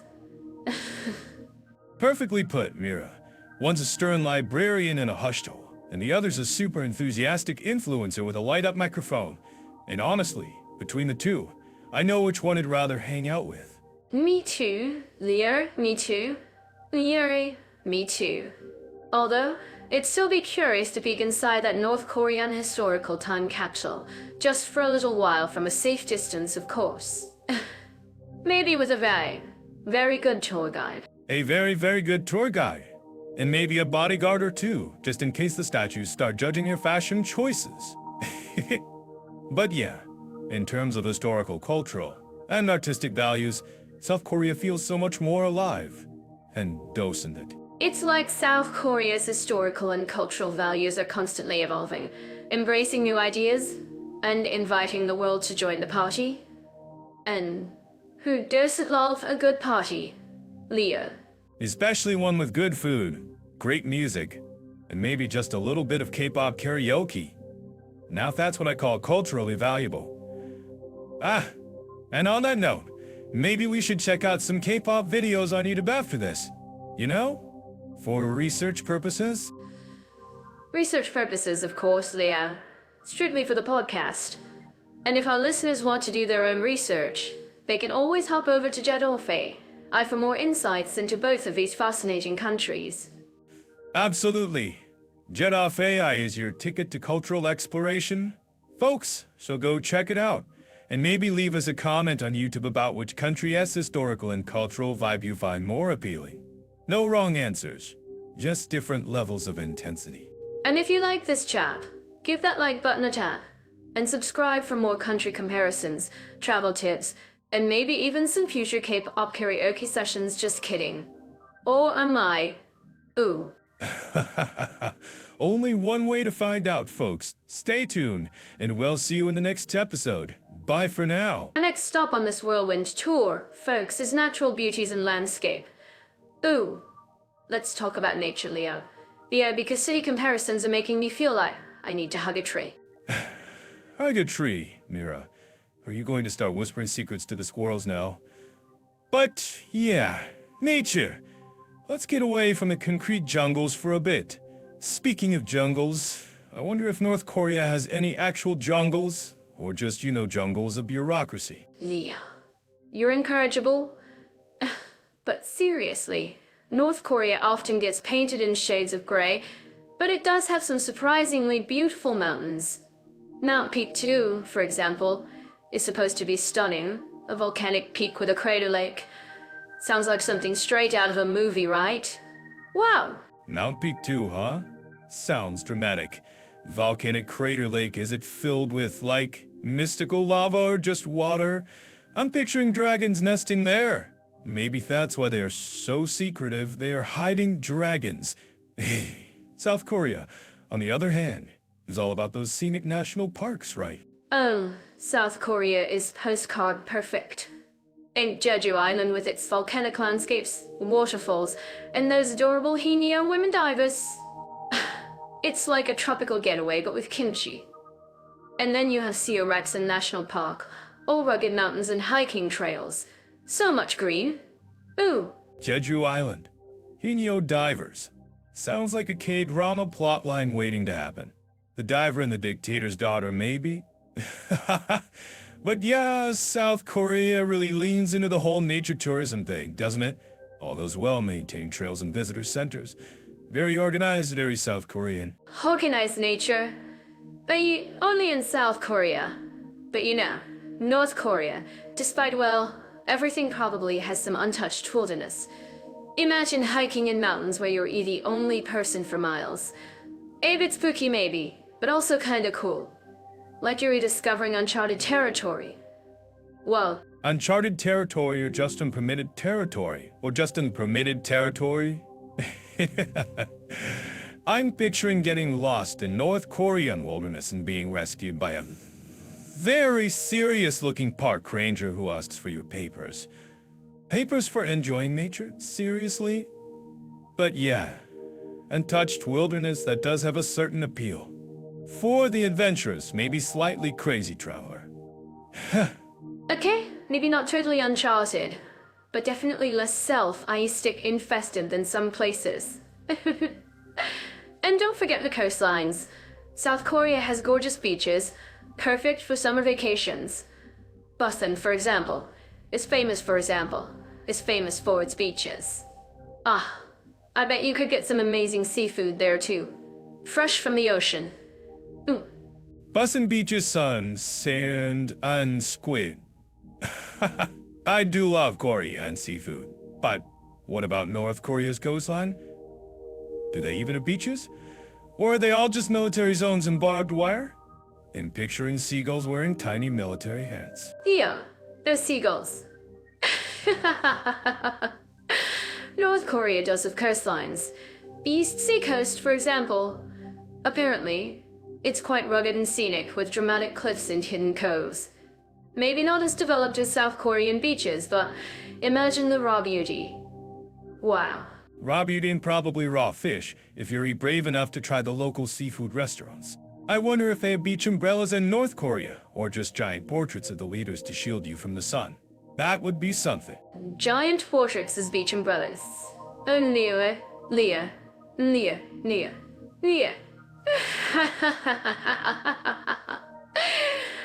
But in all seriousness, both countries have some stunning natural landscapes, just in very different ways. South Korea is all polished and accessible, while North Korea is more of a mystery, a wild card nature-wise. I nature wild card. I like that, Mira. So, if you're into meticulously manicured hiking trails and Instagrammable beaches, South Korea's your place. But if you're feeling a bit rebellious and want to experience nature that's maybe a little less curated, then North Korea, if you can even get in, might be the unexpected adventure. It's like choosing between a perfectly landscaped garden and a well. A jungle that might have dragons. As are beautiful, just in different ways. And hey, maybe one day we can actually visit and compare them ourselves. Dragon sightings and all. But for now, listeners, you can explore more about both countries and many others on Jet Faye. Dragons and dictators aside, both Koreas offer some serious natural beauty. Just remember, if you go hiking in North Korea, maybe pack extra permits. And definitely check out Jet Faye for more travel inspiration, maybe some tips on dragon spotting. Onwards and upwards, Mira. What's next? Speaking of getting active after all that delicious food we've been talking about in other episodes, shall we dive into sports, activity, and adventure options in outer countries? I'm curious, what kind of workouts do you think leaders do? Mira, you're killing me already with the leader workout tonnage. But seriously, when it comes to North Korea and the sports and adventure scenes are, shall we say, when it comes to North Korea, the sports and adventure scenes are, shall we say, worlds apart. Worlds apart is an understatement. Leo. Wow. For adventure in North Korea, I'm picturing like a guided hike up a very specific mountain, with mandatory flag waving at the summit. Ooh. Am I close? Flag waving is definitely a key component, Mira. North Korea focuses heavily on mass games and displays. Think synchronized swimming but on land with thousands of people. It's more about national pride and discipline than, casually jogging around. Synchronized land swimming. Wow. That's a sport I haven't seen on YouTube yet. But South Korea, I'm guessing they are all about the latest fitness crazes like K-pop dance workouts and extreme kimchi eating contests. Oh. Kimchi eating contests should totally be an Olympic sport, Mira. But yes, South Korea is buzzing with modern sports and activities. Think bustling gyms everywhere, baseball stadiums packed with cheering fans, and hiking trails that are actually open to everyone without needing permission slips from, Permission slips for hiking. Oops, almost forgot where we are comparing. So in South Korea, can you just, decide to go rock climbing one day? Or do you need to book it through a government-approved rock climbing agency? Mira, you're thinking North Korea again. In South Korea, you can grab your gear and go climb a rock, join a marathon, or even learn to surf. They're all about individual sports and freedom of choice, which is kind of the opposite end of the spectrum as synchronized activities, right? Totally opposite ends. Wow. So, if I wanted to see a really unique, only in North Korea sporting event, what should I look for? Besides the land swimming, of course. Definitely can talk on that. Definitely keep an eye out for the rearing mass games if they still happen. It's a massive spectacle, thousands performing in perfect unison. It's visually incredible, if a bit intense. Imagine the world's largest, most disciplined flash mob. Whoa! That sounds like something you watch on Jet AI to believe. And for South Korea, for a real taste of their sporty side, what should we check out? Go to a professional baseball game in South Korea. Mira. The atmosphere is electric, the fans are passionate, and the fried chicken and beer vendors are constantly coming around. It's a whole experience. Fried chicken and baseball? Ooh, now that's my kind of sport. So, if someone is looking for adventure in these countries, North Korea is more like an adventure in navigating bureaucracy? Oops. Navigating bureaucracy is definitely an extreme sport in some parts of the world, Mira. But for actual adventure in North Korea, maybe trying to find it on Toria. In stretching here? Stretching is good exercise, Leo. But South Korea, I bet they have all sorts of cool outdoor adventures. Like, maybe ziplining between skyscrapers and so. Whoa! Whoa! No skyscraper zip lining, sadly, Mira. But South Korea has amazing hiking in their national parks, beautiful islands for kayaking, and even ski resorts in the winter. It's a really diverse landscape for outdoor enthusiasts. Wow. Kayaking around islands sounds amazing. So, if you're an adrenaline junkie, South Korea is definitely the place to get your fix between these two, right? Absolutely, Mira. South Korea offers a real playground for adventure sports. North Korea, well, let's just say the adventure there is more of the off-the-beaten path, culturally unique kind, and less about, say, whitewater rafting. Culturally unique adventure, I like how you put that, Leah. So, for sports, South Korea is like a vibrant gym, and North Korea is more like a very serious, synchronized parade of athleticism. Perfectly put, Mira. A synchronized parade.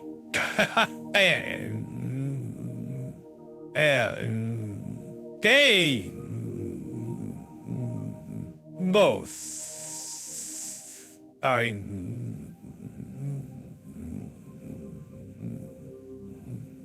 Synchronized K-pop versus synchronized land parade? Leah, you're a genius. Wow.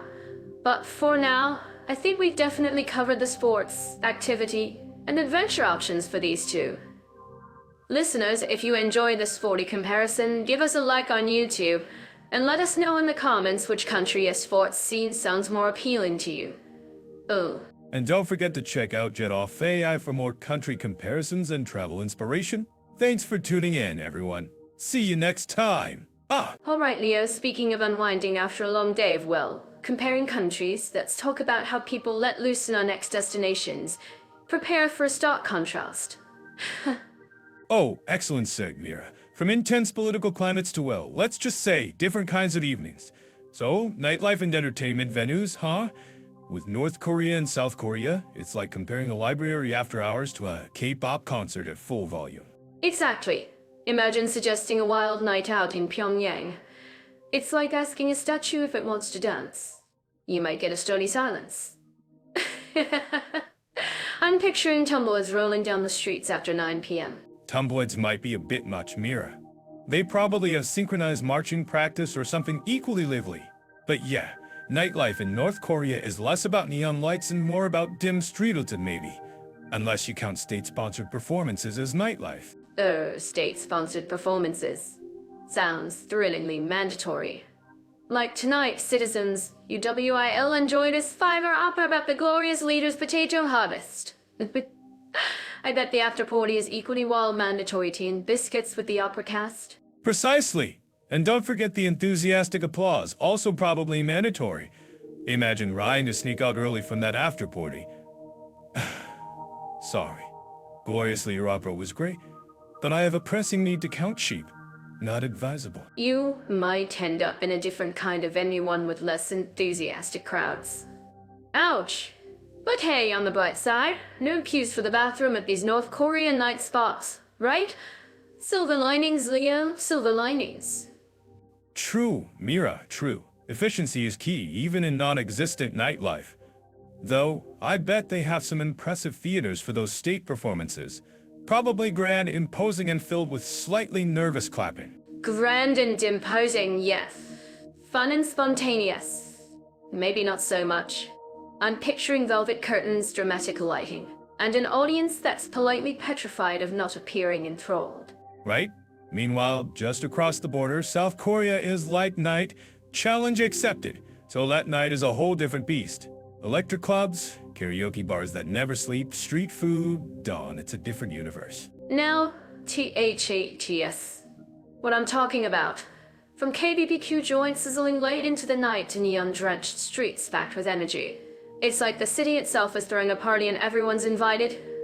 Oh, Exactly. And the variety. You want a chill rooftop bar with city views? So let's got it. Underground tech go till sunrise?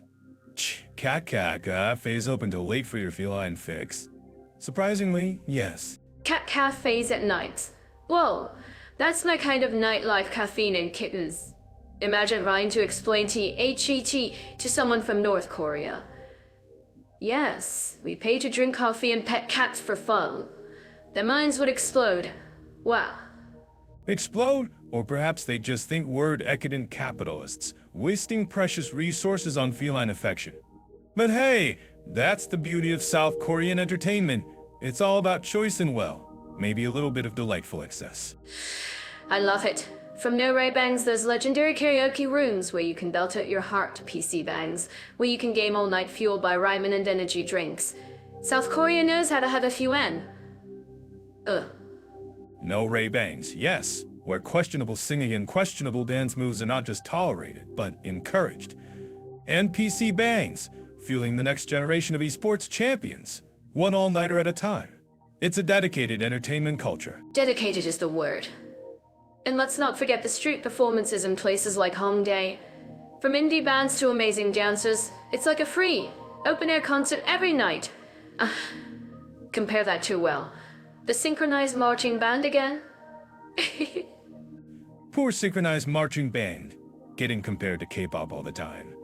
But yeah, the street life in Seoul is incredible. You can stumble upon a spontaneous dance-off, a live art installation, or just some amazing street food vendors. It's vibrant and alive. If you're looking for a nightlife scene that's, let's say, understaged, North Korea might be your unique destination. But if you want energy, excitement, and maybe a little bit of karaoke-induced amnesia... Karaoke-induced amnesia, I like that. So, for nightlife and entertainment venues, it's pretty clear South Korea is the undisputed champion in this face-off. North Korea, well, they have very orderly evenings. Let's just leave it at that. Orderly evenings. Perfectly put. Leah. Orderly and predictably potato opera filled. Alright. What's next on our comparative adventure? Let's keep this contrast train rolling. Our current topic, we compare family-friendly environments and children's activities into countries. From welcoming playgrounds to educational adventures, let's see how North and South Korea stack up for families. Family fun in North Korea? I'm picturing kids doing synchronized swimming in formation to patriotic songs. Is that family-friendly or just family regimented? Leo, you always jump to the extreme. Maybe they have lovely picnics in perfectly aligned rows. But seriously, when we think of family activities, South Korea probably pops into mind first, right? Theme parks, K-pop dance classes for kids, all that jazz. Ooh. Yeah, South Korea is like the land of kid-centric everything.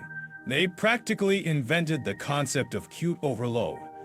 I bet their playgrounds have robots that dispense ice cream and sing nursery rhymes. Wouldn't that be amazing? Imagine playgrounds with K-pop dance zones. Little kids doing the Gangnam Style moves. But what about North Korea? Are there parks? Do kids even get to, play?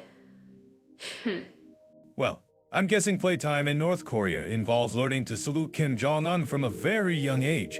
Maybe they have Supreme Leader Says instead of Simon Says. Whoa. Okay.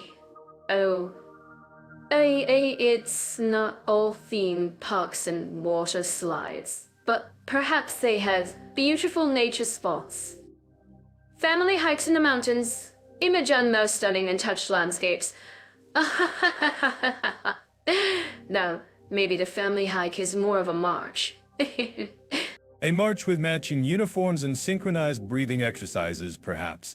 And instead of snacks, they get patriotic crackers. I'm just speculating here. And instead of snacks. And Jeff Korea, on the other hand, is bursting with kid cafes, right? Places where parents can actually relax while their kids go wild in a safe, padded environment. Ooh. Kid cafes! Genius! Coffee for parents. Chaos for kids. It's the perfect invention. South Korea really understands the parent survival kit. Plus, they have all those amazing aquariums and zoos. Wow!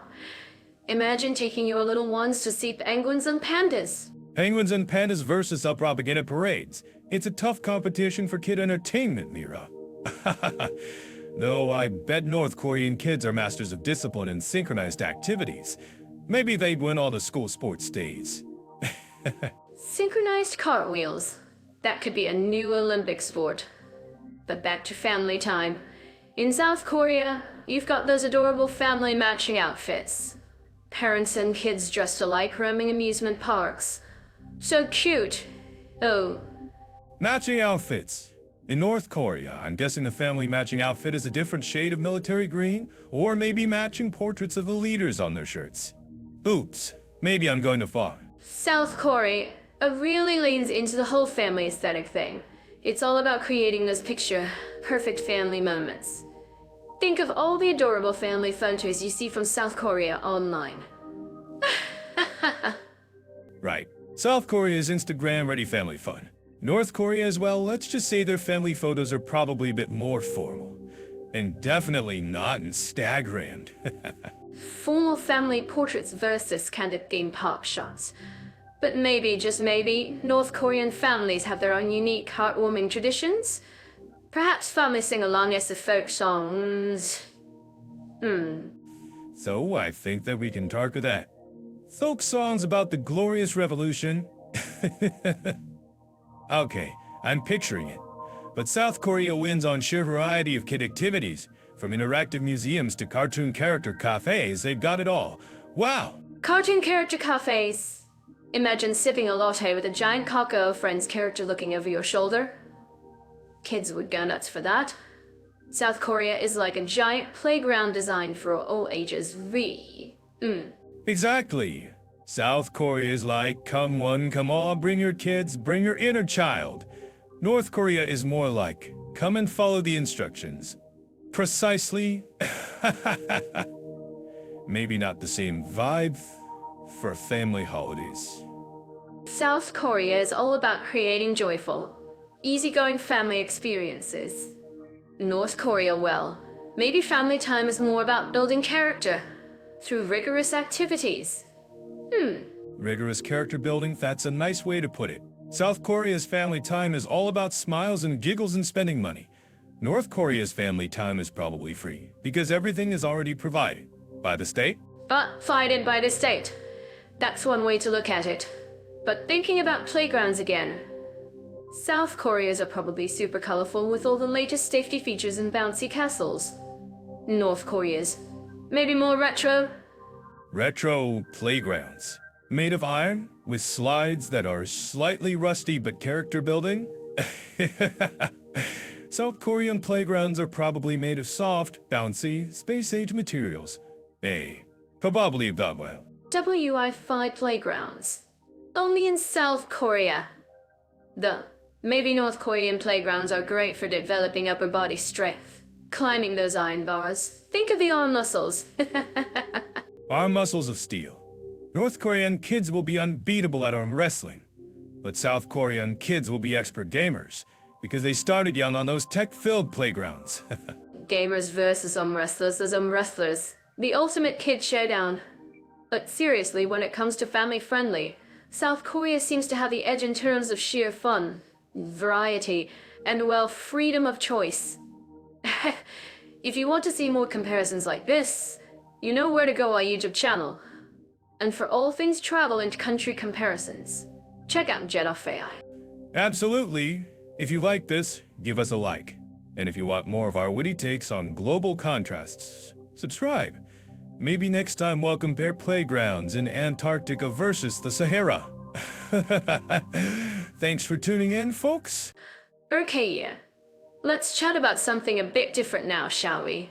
Prepare yourself for a bit of a contrast because we're diving into the LGBT-friendly atmosphere of North Korea and South Korea. It's like comparing a disco ball to, well, something that's definitely not a disco ball. And North Korean LGBT friendliness? Mira, that's like asking if my coffee is decaf, highly unlikely and probably a cruel joke. I'm picturing North Korea pride parades now. Just kidding. I'm pretty sure the only rainbow you'll see there is on state propaganda posters. North Korea is definitely not throwing any rainbow-themed parties anytime soon. From what I gather, even mentioning LGBT rights, there is probably a one-way ticket to a very unglamorous vacation camp.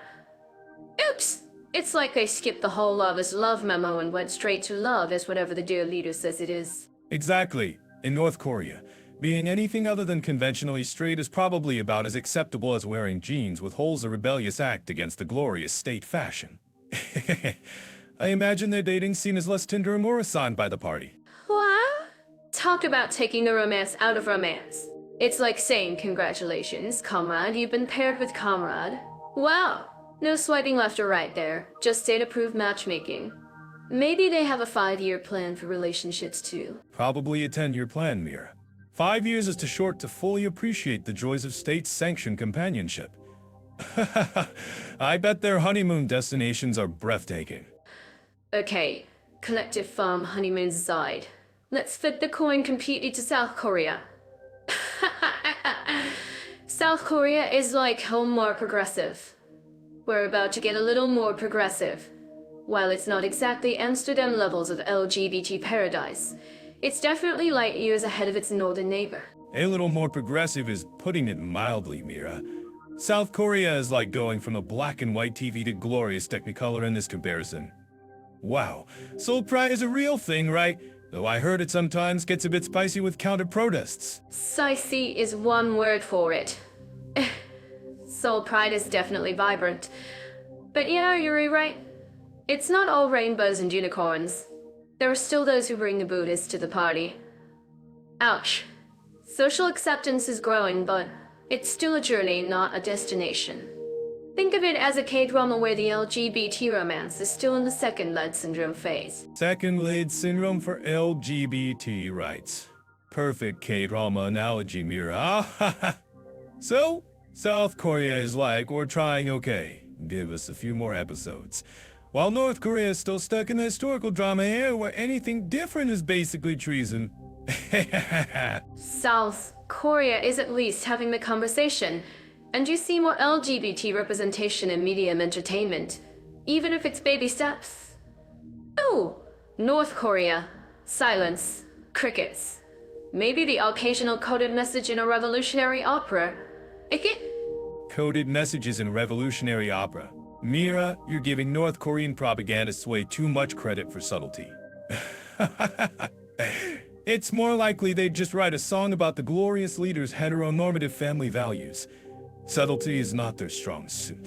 Subtlety is probably considered a decadent Western weakness in North Korea. Oops. But seriously, when we talk about legal protections, South Korea, while not having same-sex marriage nationwide yet, does have some anti-discrimination laws in certain areas. North Korea. Legal protection for LGBT people is probably filed under state secrets, if it even exists. State secrets is a euphemism for non-existent, Mira, in this case. I'm guessing in North Korea, if you're LGBT, your legal protection strategy is probably more about staying invisible and hoping the state doesn't notice you. Survival mode, basically. Survival mode is definitely the vibe I'm getting for LGBT folks in North Korea. Whereas in South Korea, you can at least be out in certain urban areas, have LGBT-friendly spaces, and participate in Pride. Even if you're still fighting for full equality, it's like night and day, really. Night and day, black and white, disco ball and dust bunny. The contrast is stark. Mira! Wow, it really highlights how different these two Koreas are, even on something as fundamental as human rights and personal expression. So, if you're planning a trip and want to experience a place where you can be openly and proud for yourself, and maybe even join a pride parade, South Korea is your go-to. Boom, if you prefer.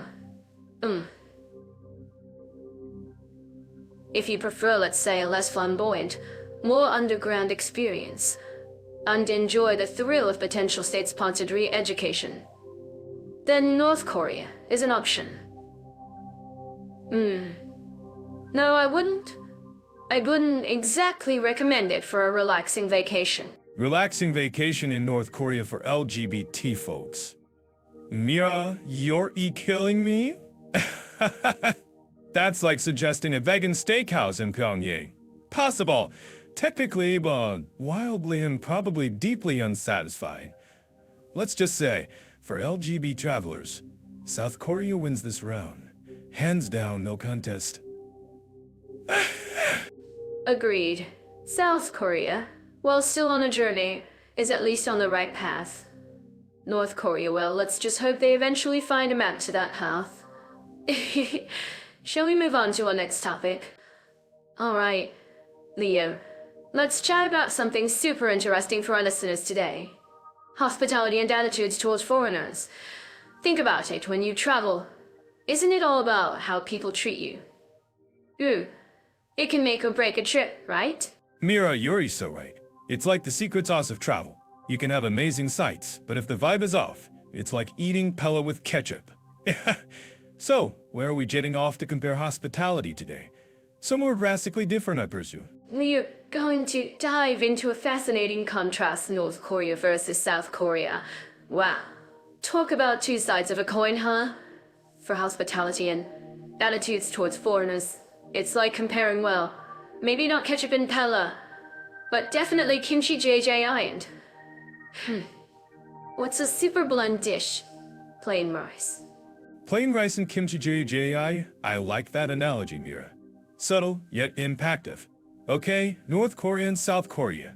Let's start with North Korea, because let's be honest, most of our listeners probably haven't just popped over for a weekend trip, unless they're international spies, maybe.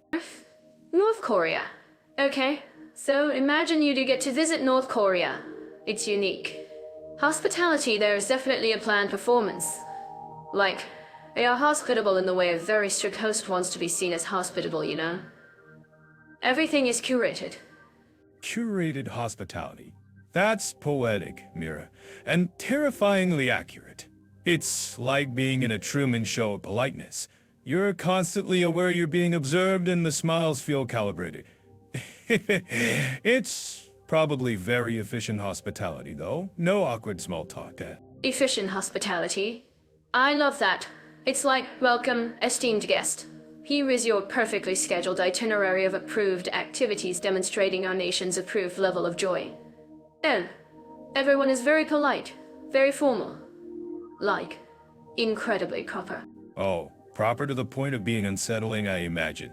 You wouldn't accidentally bump into Oakland, have a spontaneous, hilarious street food adventure, would you? More like, excuse me, comrade guy, isn't scheduled joy permitted? That should be a banned phrase in North Korea, Leo. But yo, spontaneity is definitely not on the menu. Their hospitality is more about showcasing the country in a very specific light.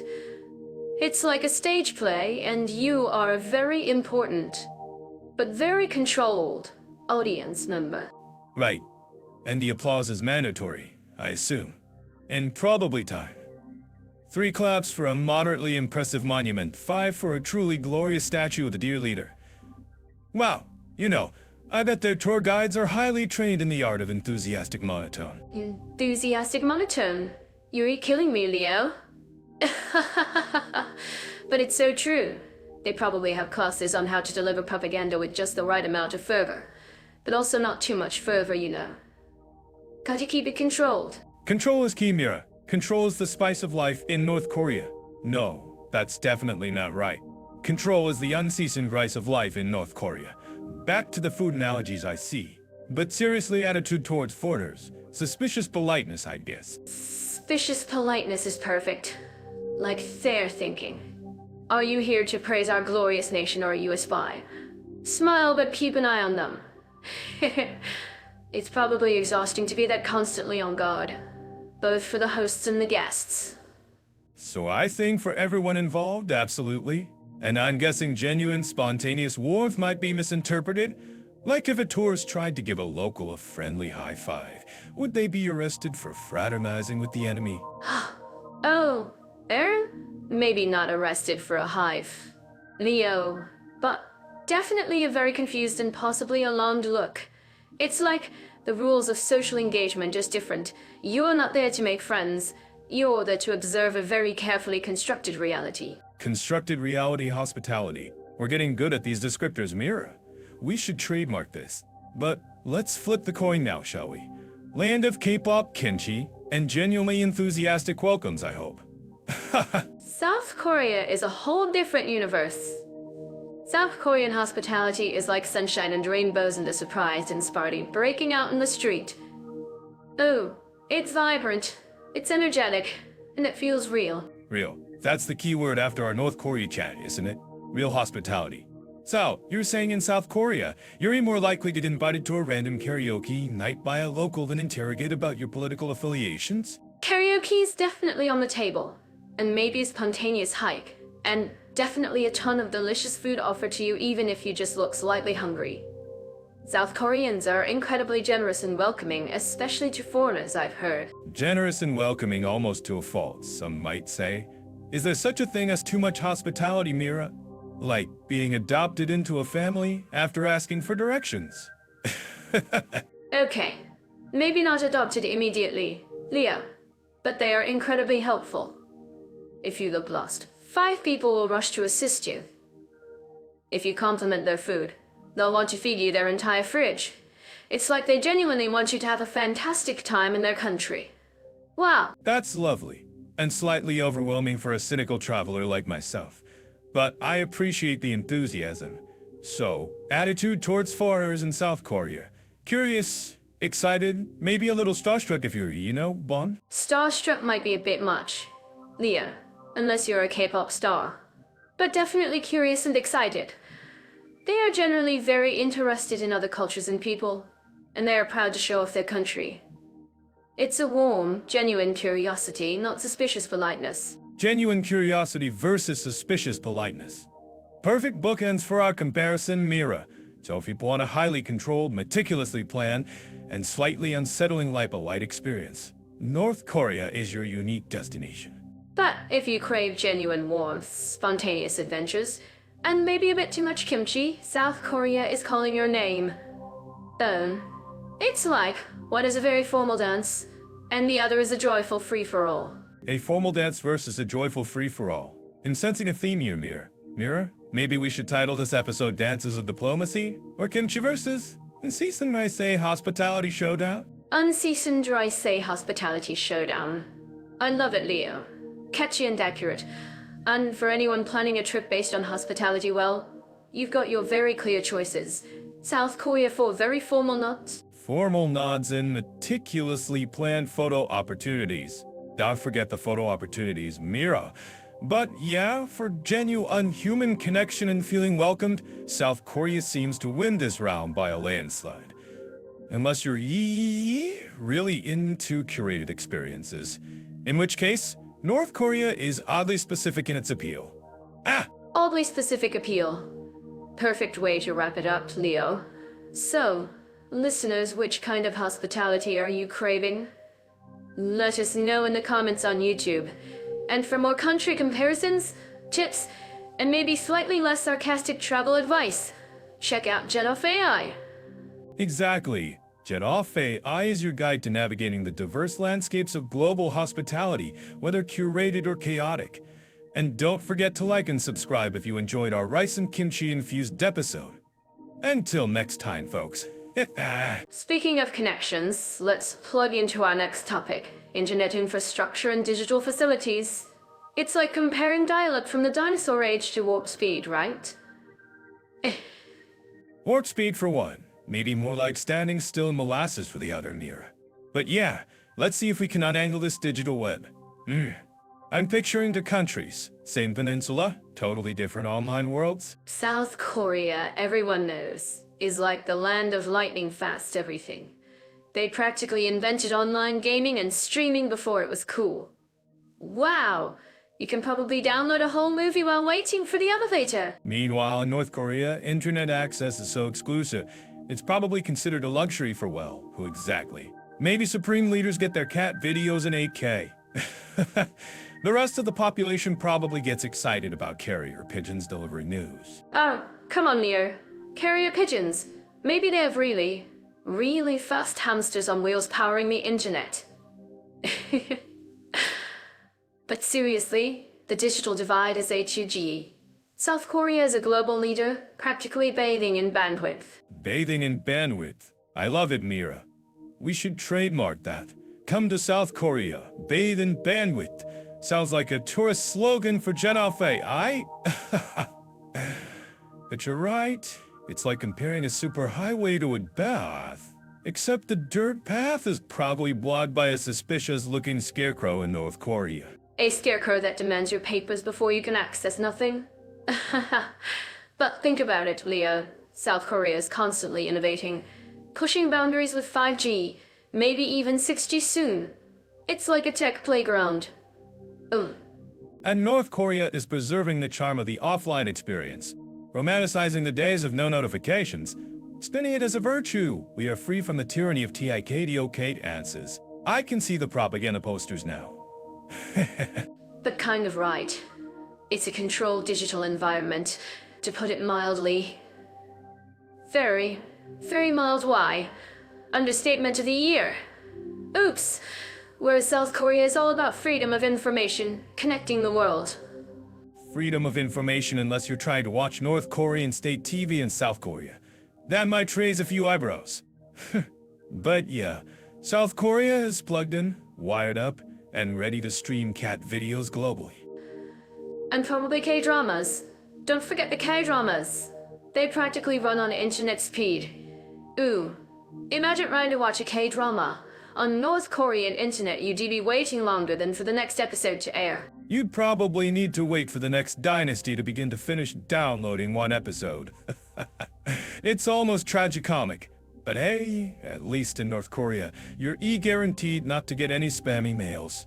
Silver linings, Mira. Silver linings. No spam, no pop-up ads, no annoying influencers. Maybe there's something to be said for digital isolation.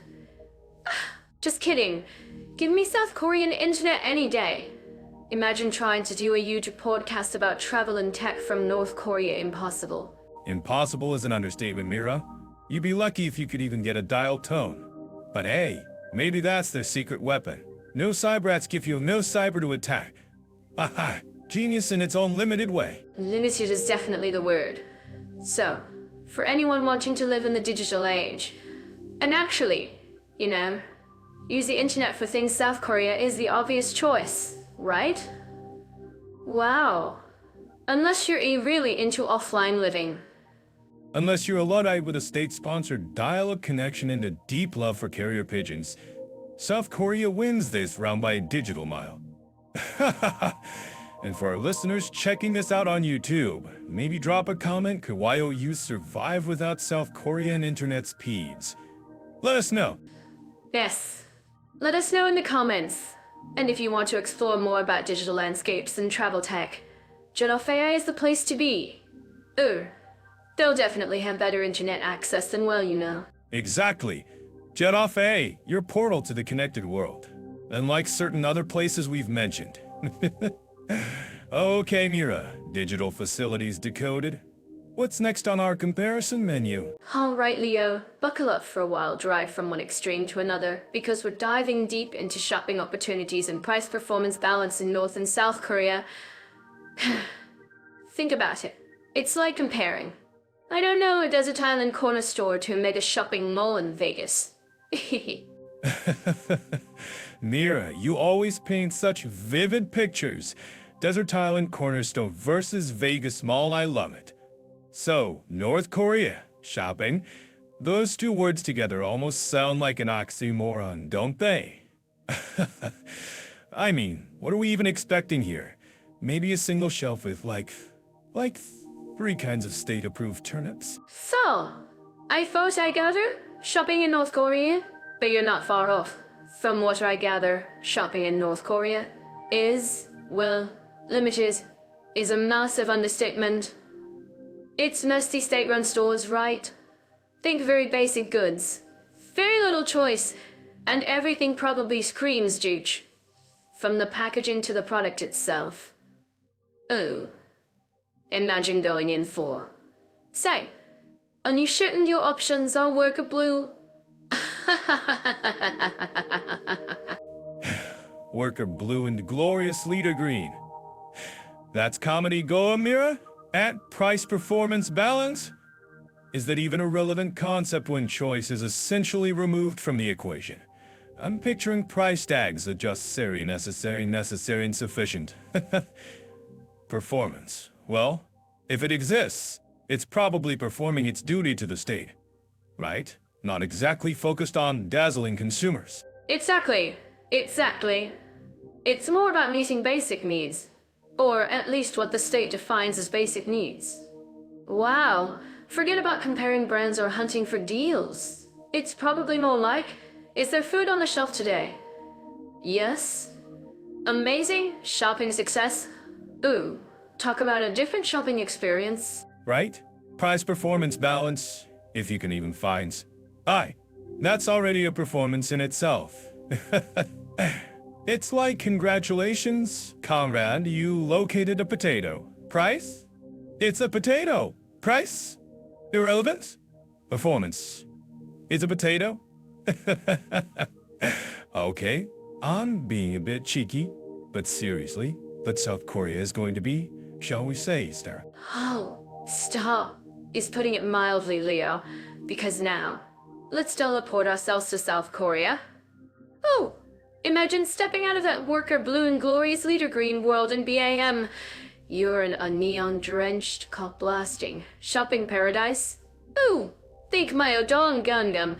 Department store stacked to the ceiling with goodies. It's like sensory overload in the best way. Sensory overload is definitely the phrase. South Korea is like shopping, challenge accepted. We will overwhelm you with options. And it's not just about luxury brands either, though they have plenty of those. It's about the sheer range. You can find amazing quality at all price points. Ooh. Think about K-Beauty, for example. You can get incredible skincare without breaking the bank. And K-Fashion stylish and affordable. It's all about getting great performance for your money, right? Precisely. South Korea understands the assignment. They get that people want value. I get that people want value. And they deliver. Sure, you can spend a fortune on designer stuff if you want, but you can also find incredibly well-made, innovative products that are reasonably priced. That's true price-performance balance. That's true price before you an experience, a lifestyle. And that's the key difference, isn't it? In North Korea, shopping is probably a chore, a necessity. In South Korea, it's entertainment, it's a hobby, it's practically a national sport. You go shopping with friends, you grab coffee, you make a day of it. It's a whole social thing. Social, cultural, even aspirational. Shopping in South Korea is tying in their whole cultural wave, Hallyu. It's about buying into the cool, the trendy, the K-style. And they've perfected the art of making you want it. Marketing genius. Price might be higher than, say, a worker blue shirt, but the performance in terms of style, quality, and sheer desirability, off the charts. And going back to North Korea for a sec, it's almost poignant, isn't it? To think of a place where shopping is such a different concept. It really highlights how much we take for granted, doesn't it? Like we complain about prices going up, but imagine not even having a choice to complain about. Whoa, Mira, you just dropped some serious perspective there. It's true. We moan about inflation while someone else is dreaming of just finding basic necessities. It does make you think, and maybe appreciate that, even if we sometimes get lured into buying things we don't really need. In South Korea's shopping paradise, at least we have the choice, right? Choice. Variety. Course. Variety. Quality. Even the fun of just browsing. These are all things that are probably unimaginable for most people in North Korea when it comes to shopping. Oh, it's like two completely different planets when you compare their shopping scenes. Planets, galaxies, it's an astronomical difference. Mira. And I think that pretty much sums up the shopping opportunities and price performance balance, or, you know, the extreme lack thereof in one case between North and South Korea. Wow. From state-run shops with necessary turnips to dazzling malls of consumerism, talk about a contrast. And if you're planning a trip based on shopping, well, I think the choice is pretty clear, isn't it? Unless you're really into the thrill of potentially finding that state-approved Turner. For everyone else, South Korea, all the way. Unless, of course, you're a serious collector of worker blue shirts. Then North Korea might be your niche market. But yeah, for anyone else craving actual shopping opportunities on the balance of price and performance, South Korea wins by a landslide. No contest. Next topic, Mira. I think I need a coffee after that shopping roller coaster. Okay, Leo. Moving right along in our epic country showdown. Let's talk about something fun, something lively cultural events, festivals and concerts. Ooh. Festivals? Well, I guess every country has something going on, even if it's just a parade celebrating the supreme leader's ability to lead. Oh, Leo, you're so cheeky. But seriously, think about it. Festivals are where a country really shows off, right? Like, hey world, look at our awesome traditions and how much fun we can have. Oh, I'm already picturing it. Right, fun is the keyword there, Mira. When we talk about North Korean festivals, it's less about letting loose and more about, well, let's just say organized enthusiasm. I love that. So, like, instead of a spontaneous street party, it's more of a perfectly synchronized flash mob of joy. Wow. Are there even any annual events we can talk about? Oh, absolutely. They love an anniversary, a birthday, or really any excuse for a mass gathering. Think military parades, celebrations of national holidays, and of course, anything related to the ruling family. Grand. I can see it. Massive fireworks, synchronized dances, maybe even those amazing human mosaics where they flip cards to make pictures.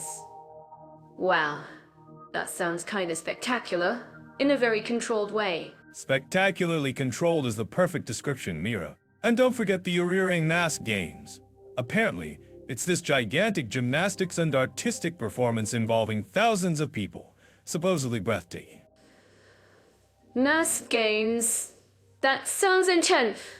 Like, imagine the rehearsals. Okay, Section 3C, your smiles weren't quite uniform enough. Take it from the top.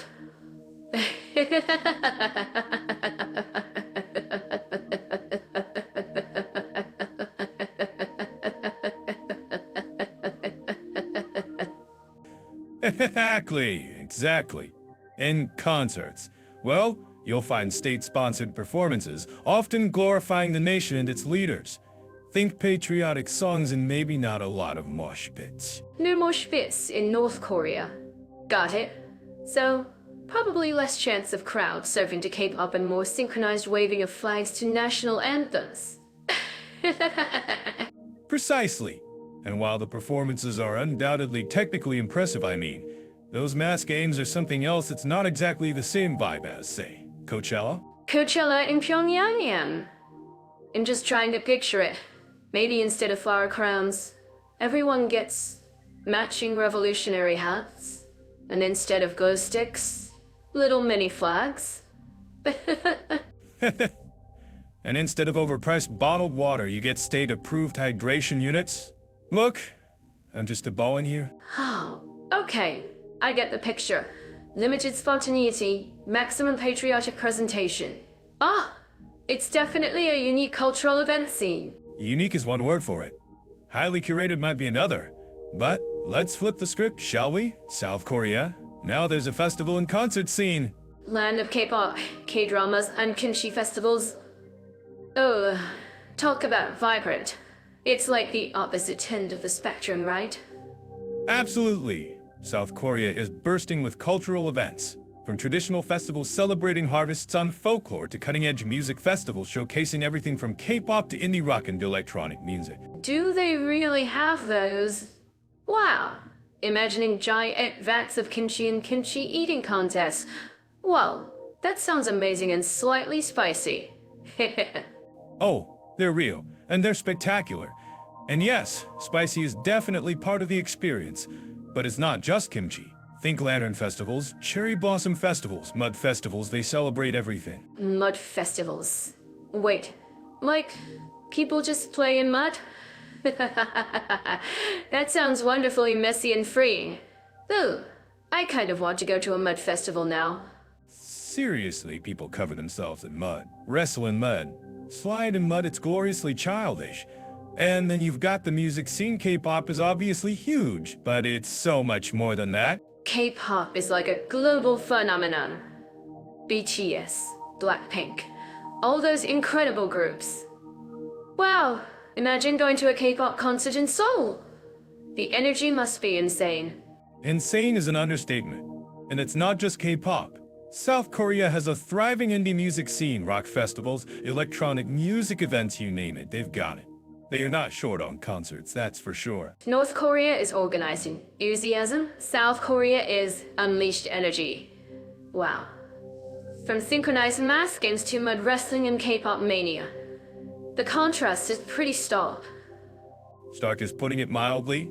It's like comparing a meticulously choreographed military drill to a really awesome, super fun, and slightly chaotic dance party.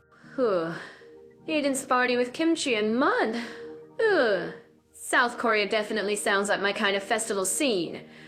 And for anyone watching on YouTube, you can probably find some crazy videos of these festivals online.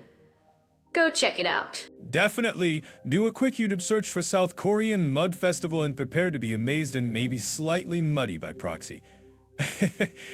And for more insights, Jet Offei probably has articles on South Korean cultural events. Oh, good point, Leo.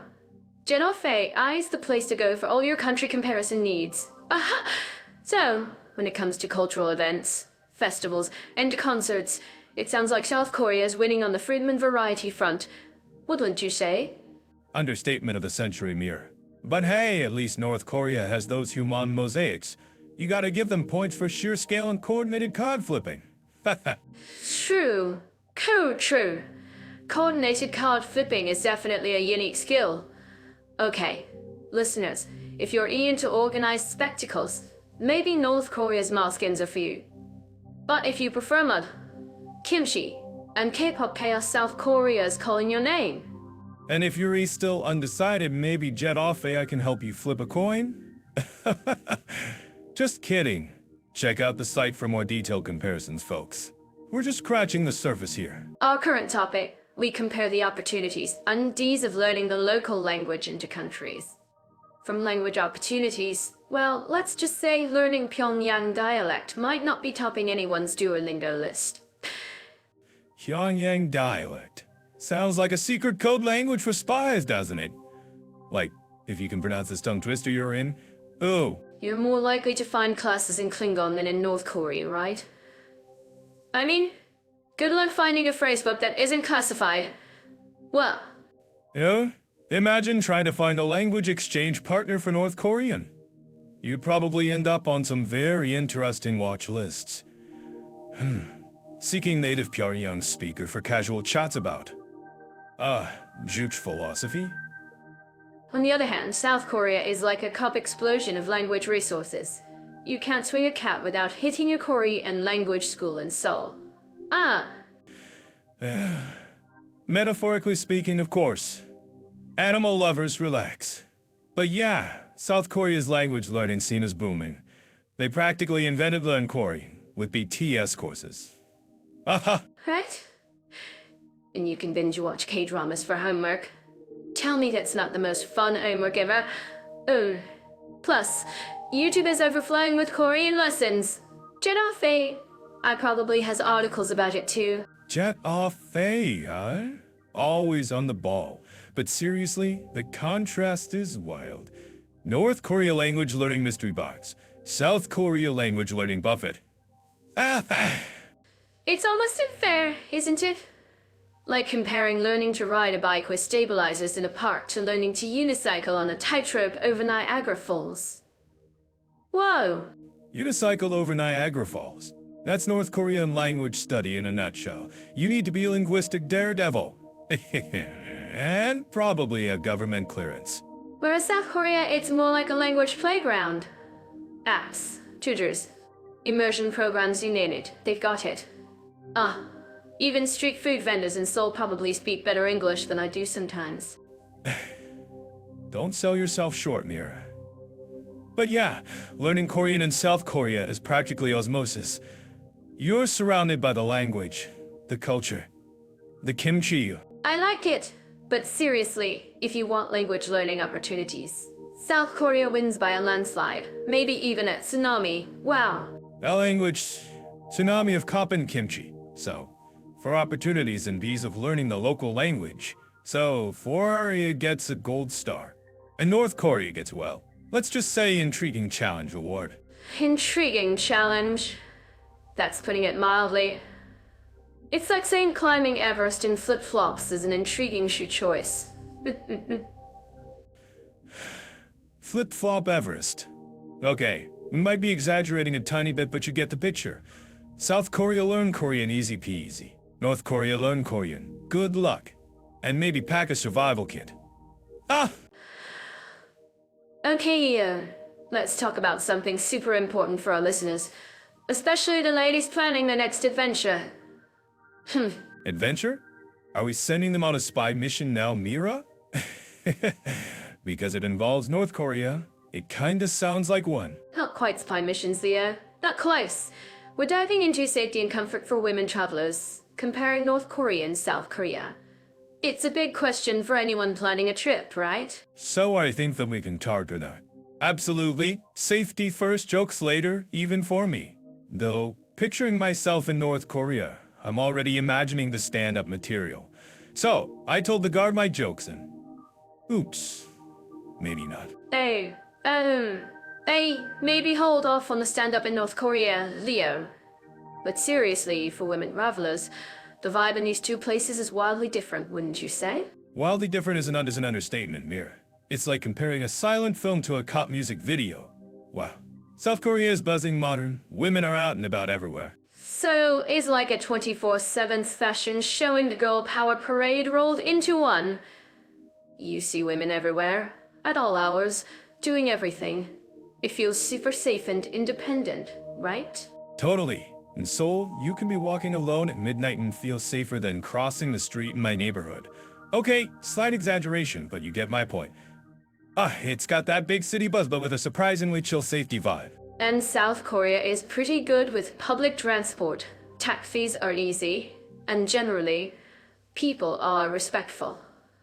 You can wander around markets, cafes, shops, and feel pretty comfortable, yeah? Yeah, South Korea is like, hey ladies, come on over, explore, conquer. They've got the infrastructure, the mindset, everything geared towards easy travel. Now, North Korea. It's a whole different planet, isn't it? I mean, just getting in is an adventure in itself. Forget wandering around freely. North Korea is more like, welcome, visitor, please stay in your designated lane and enjoy the approved scenery. Freedom of movement, not exactly their top selling point. More like designated movement, Leo. And for women traveling there, it's definitely a more structured experience. You're almost always with guides, right? Guided tours are the only tours. Independent travel in North Korea. That's a joke even out in North Korea. You're with your guides and they are your shadow, your chaperone, your everything. Safety in North Korea in a very controlled way. You're probably physically safe from street crime because, well, there isn't much street crime in the way we know it, right? Exactly. It's not like you'll worry about pickpockets or random harassment. More like accidentally stepping on the wrong flower in a park could be your biggest crime. Oops. So, physical safety in North Korea may be a tick. But comfort and freedom as a woman traveler? Big cross. Comfort is in, will you be able to wear what you want? Go where you want? Express yourself how you want? Go, let's just say, pack modest clothes and leave your spontaneous spirit at home. And culturally, the expectations are very different. South Korea is modern, westernized in many ways. North Korea is, well, it's like stepping back in time with very specific codes of conduct. Yeah, in South Korea, you might get a friendly and yo, and maybe a cute wink. In North Korea, you might get, well, just polite, very formal observation. Maybe not even a wink unless it's from your assigned guide. And even then, I think winking guides are probably against protocol, Leo. So, for women travelers valuing independence, freedom, and feeling like you can just be yourself. South Korea is miles ahead, wouldn't you say? Miles, light years. Mira, South Korea is like be you. Be bold, be beautiful. North Korea is more like be present and follow instructions. Ouch. Okay, maybe a bit too blunt. True-ish. It's not about being better or worse, it's just incredibly different. For a woman traveler wanting to feel empowered and explore freely, South Korea is definitely the place to be. South Korea is like, girl, you got this. North Korea is like, comrade, the group will now proceed. Okay, I'm having too much fun with this. You are Leo, but it's a good way to show the contrast, right? For comfort and ease of travel, South Korea is designed for it. North Korea not so much. South Korea is built for the modern woman traveler. North Korea, well, it's built for something else entirely. No, let's just say, it's a very unique travel experience for sure. Unique is a very polite word, Leo. But yeah, for safety and comfort for women travelers, South Korea wins. Like, by a landslide. Unless you define comfort as being told exactly what to do at all times. If your idea of comfort is zero decision-making and 24/7 supervision, then North Korea, surprisingly, offers a unique kind of comfort. But for most of us, South Korea, all the way, wow.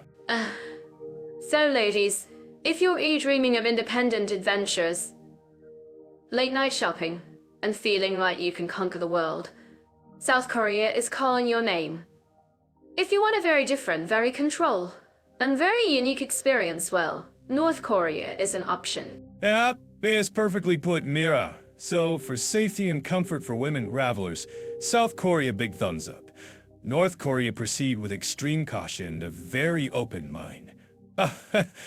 And that's the safety and comfort breakdown. If you're watching this on YouTube, let us know in the comments. Have you traveled to either country? What were your experiences? We're super curious. Ooh. And if you want to plan your next adventure, even if it's not North Korea, Jet Off AI is the place to check out. Maybe stick to South Korea first, though, for a gentler intro to the Korean peninsula. Good advice, Leo. Okay, what's next on our list? Our current topic, we compare the legal systems, individual rights, and freedoms into countries. From constitutional protections to everyday liberties. It's quite the contrast, isn't it? Contrast is putting it mildly, Mira. It's like comparing a black and white silent movie to a Technicolor blockbuster. We're talking about North Korea and South Korea here, right? Prepare for a wild ride, folks. Well tried indeed. Let's kick off with North Korea. When we talk about their legal system, it's described as socialist law, which sounds, well, very official, doesn't it? But what does it really mean for the average person? Socialist law in North Korea basically means whatever the dear leader says goes. Think of it less like Lost Cool and more like Kim Jong-un's suggestion box, except suggestions are mandatory and must be praises. I'd slice like a legal system and more like a legal suggestion system. And individual rights? Do they have those in North Korea, Leo? Apart from the right to adore the leaders, of course. Well, technically, their constitution lists rights like freedom of speech and assembly. Wow, just like my stand-up routine technically exists before I actually write jokes. In reality, exercising those rights might get you a free vacation to a re-education camp. Spoiler alert, it's not a spa. Ouch. That free vacation sounds less relaxing getaway and more permanent stay away. Ouch. And freedoms. Freedom of movement, freedom of information are those on the menu in North Korea. So I think that we concur to that. Freedom of movement. Imagine your life is a board game, but you're permanently stuck on square one. That's North Korea. Ooh, crossing borders is about as easy as getting a selfie with a unicorn. And freedom of information. They have state-run media, which is basically one long commercial for, you guessed it, the glorious leaders.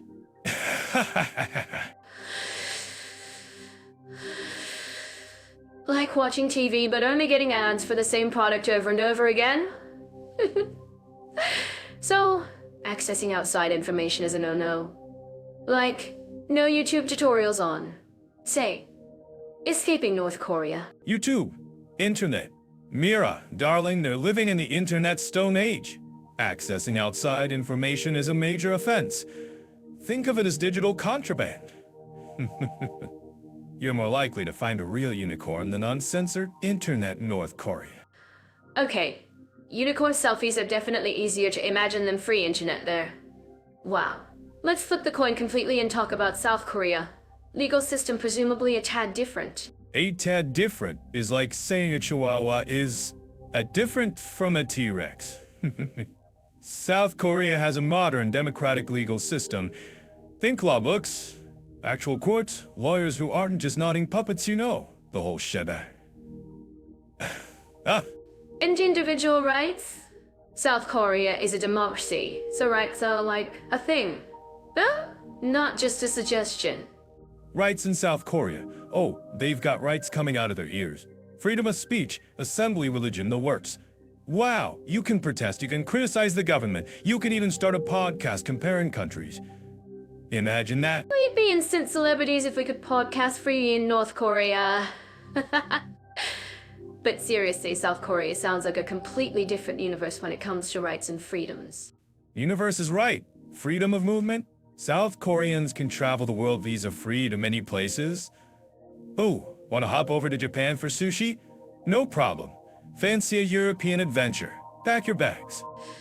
From square one on the board, get into the whole world as your playground. Wow.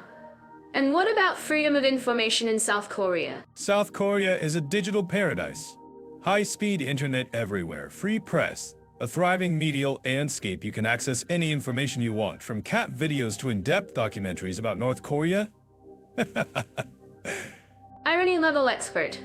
So, to sum it up, North Korea, legal system questionable. Individual rights mostly theoretical. Freedom severely restricted. Ouch! Yeah, North Korea is basically the land of no rights, no freedoms, no fun. Unless your idea of fun is synchronized marching and praise and gun. Each to their own, I guess. And South Korea?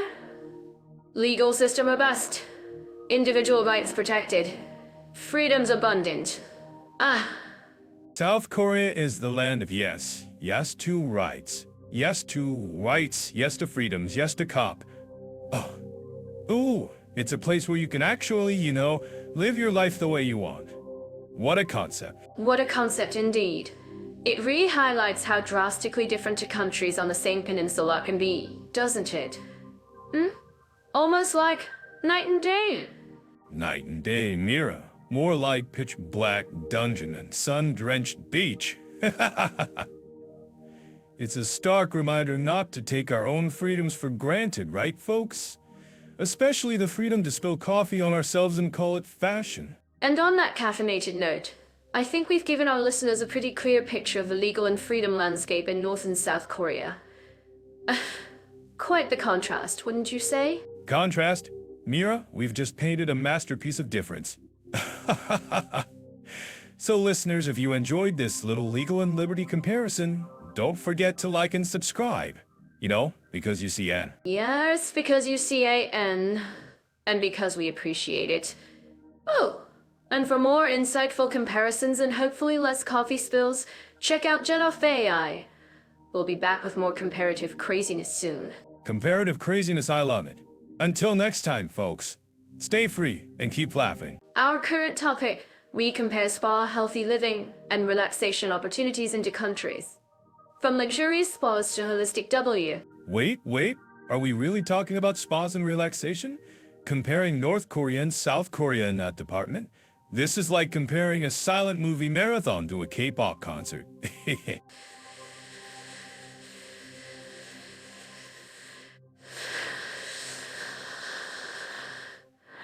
You always jump to conclusions. Think of it as an adventure in finding Zen, even where you least expect it. Maybe North Korea has some super secret, ultra-exclusive relaxation techniques where their very meditation is their version of a spa day. Mandatory meditation? Sounds less like relaxation and more like mandatory compliance. Imagine the spa music, the glorious sounds of state propaganda anthems on repeat. Ah, soothed by the gentle tones of Kim Il-sung is our sunshine. Um, oh, oh, oh. Okay, maybe not the music. But think about it. In South Korea, you've got the cutting edge K-beauty spas, right? Face masks made of snail slime, LED light therapy, all that jazz. It's relaxation meets science fiction. Oh yeah, South Korea is basically the Silicon Valley of skincare. You can get a facial that involves lasers, diamonds, and probably a team of robots. Walk in looking like you just wrestled a badger, walk out ready for a K-drama close-up. And healthy living in South Korea. They're obsessed. Walk everywhere, hike mountains, eat kimchi that could probably power a small car with its probiotic energy. They're practically glowing with health. Glowing with health and fueled by spicy cabbage. Meanwhile, in North Korea, healthy living might be more about surviving. Congratulations, comrade, you successfully foraged for edible plants today. Relaxation will commence after you meet your daily grain quota. But maybe there's a different kind of healthy living? Like pure, organic, farm-to-table living because, well, they kind of have to. Imagine the freshest air, no pollution from factories, just the gentle scent of, fertilizer. I think that we can conquer that. Fresh air and the aroma of Mother Earth's bounty, we'll call it, and relaxation. Maybe it's the peace of mind knowing you're living in the most ideologically pure nation on Earth. That's gotta be calming, right? Right? Okay. Maybe calming is a strong word. But think about traditional Korean medicine. Both countries share those roots. Maybe North Korea focuses on the super ancient, super hardcore herbal remedies. Like ginseng that's been aged for a century in a mountain cave. Ginseng aged in a mountain cave guarded by a loyal, ideologically sound badger. Sounds like something out of a folktale. Meanwhile, South Korea's traditional medicine probably involves nano-ginseng particle involves delivered directly to your bloodstream via a smartphone app. You're probably not wrong. But maybe North Korea has hot springs. Think about it, volcanic activity, hidden geothermal gems. Imagine soaking in a naturally heated spring, gazing out at the majestic, untouched landscape. Untouched landscape, possibly surrounded by barbed wire. Welcome to our hot spring of Juche. Relax and reflect on the greatness of our dear leader while enjoying these therapeutics. Lightly radioactive waters. Wow. Oh, maybe the brochure needs some work. But you get the idea. And for relaxation activities, maybe it's all about connecting with nature in North Korea. Hiking in pristine mountains, fishing in untouched rivers. Just you, nature, and the ever-watchful eyes of the state, of course. Hiking with a purpose. Comrade, your relaxation hike today will be a pilgrimage to the sacred birthplace of Kim Jong-il. Remember to maintain a respectful pace and avoid straying from the designated path. Relaxation is mandatory, deviation is. In South Korea, relaxation is definitely more about choice and variety. Endless cafes, karaoke rooms, TC bangs for gaming, theme parks. You can relax in pretty much any way you can imagine. Yeah, South Korea is like a relaxation buffet. You can choose your own adventure in Cho. From bustling city spas to tranquil mountain temples, they've got the whole spectrum covered. It's like they took HYGG and amplified it to 11. Amplified HYGG. I love that. So, maybe North Korea is more about Spartan relaxation? Like finding inner peace through disciplined living and appreciating the simple things? A different kind of Zen, perhaps. Spartan relaxation. That's actually kind of funny and accurate at the same time. Inner peace through forced simplicity. Comrade, your daily dose of relaxation is one bowl of plain noodles and 15 minutes of approved contemplation. Enjoy your mandated tranquility. Okay. Maybe South Korea wins the Spartan relaxation. Award by a landslide. But hey, at least we explored the potential for relaxation in North Korea. It's all about perspective, right? Perspective and a very, very generous definition of relaxation. But hey, at least we didn't have to actually go to North Korea to explore their spa options. That's relaxation enough for me. And you know what? After all this talk about spas, I think I deserve a South Korean face mask. Maybe one with 24 karat gold. Ooh. Oh, go for it. I think I need something a little stronger. Maybe a triple espresso and a stress ball shaped like, well, let's just say a stress ball. Our current topic. Let's compare opportunities for religious and spiritual needs into countries. From diverse places of worship to freedom of expression, it's quite a spectrum, isn't it? Spectrum is right, Mia. More like a black and white TV from the 50s versus a brand new Super HD surround sound experience. If you ask me, eh? We're talking North Korea and South Korea, right? Let's just say if you're looking for spiritual enlightenment in North Korea, you might find yourself enlightened in a very different way. Ouch! Oh, Leo, always with the dramatic analogies. But you're not wrong. North Korea. Well, let's just say their idea of spiritual guidance might be more about going to statues than, say, finding inner peace through meditation. Whoa. Exactly. Imagine trying to quiet corner for prayer and all you hear is loudspeakers blasting propaganda anthems. It's less finding your Zen and more finding your Zen work quota, wouldn't you say? It's like, dear leader, who art in Pyongyang, hallowed be thy name. And please bless me with enough rice for today. Oops. I'm just imagining an North Korean church service. And now, let us all sing hymn number 10. A glorious leader is always right. Hymn number 10. That's gold, Mir. And you know, if you do manage to find a religious text in North Korea, it's probably got more reading censoring it than actual words. It's like a spiritual scavenger hunt where the treasure is just more government propaganda. And that version of Sunday school is less about Bible stories and more about kids. Let's draw pictures of our fearless leader riding a unicorn. I must admit, riding leader would be pretty impressive. Wow. Impressive and slightly terrifying, perhaps. No, South Korea, on the other hand, is like a religious buffet. You've got churches on every corner, Buddhist temples tucked away in mountains, even shamanistic shrines if you know where to look. It's a spiritual free-for-all. A spiritual buffet. I love that. You can sample a little Buddhism for breakfast, maybe some Christianity for lunch, and then top it off with a bit of Confucianism for dinner. Well, talk about options. It's like choosing your ice cream flavor, but for your soul. Oh. Exactly. And if you're into something a little more niche, South Korea's got you covered.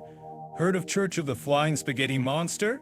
Probably not as big as in some places, but hey, who knows? Maybe they have a Noodle Y underground movement there too. The Flying Spaghetti Monster in Seoul. Now that's a mental image. But seriously, the contrast is stark, isn't it? North Korea. You whisper a prayer in your closet and hope the walls don't have ears. South Korea, you can practically shout your beliefs from a rooftop and no one bats an eye. Wow. Wow. Rooftop shouting might be a tad much, Mira. Even for South Korea. But yeah, you get the point. South Korea is all about freedom of religion, even if it means your neighbor's church choir starts practicing at 7 a.m. on Sunday. Bless their enthusiastic hearts. Enthusiastic is one word for it. But hey, at least they're free to be enthusiastic.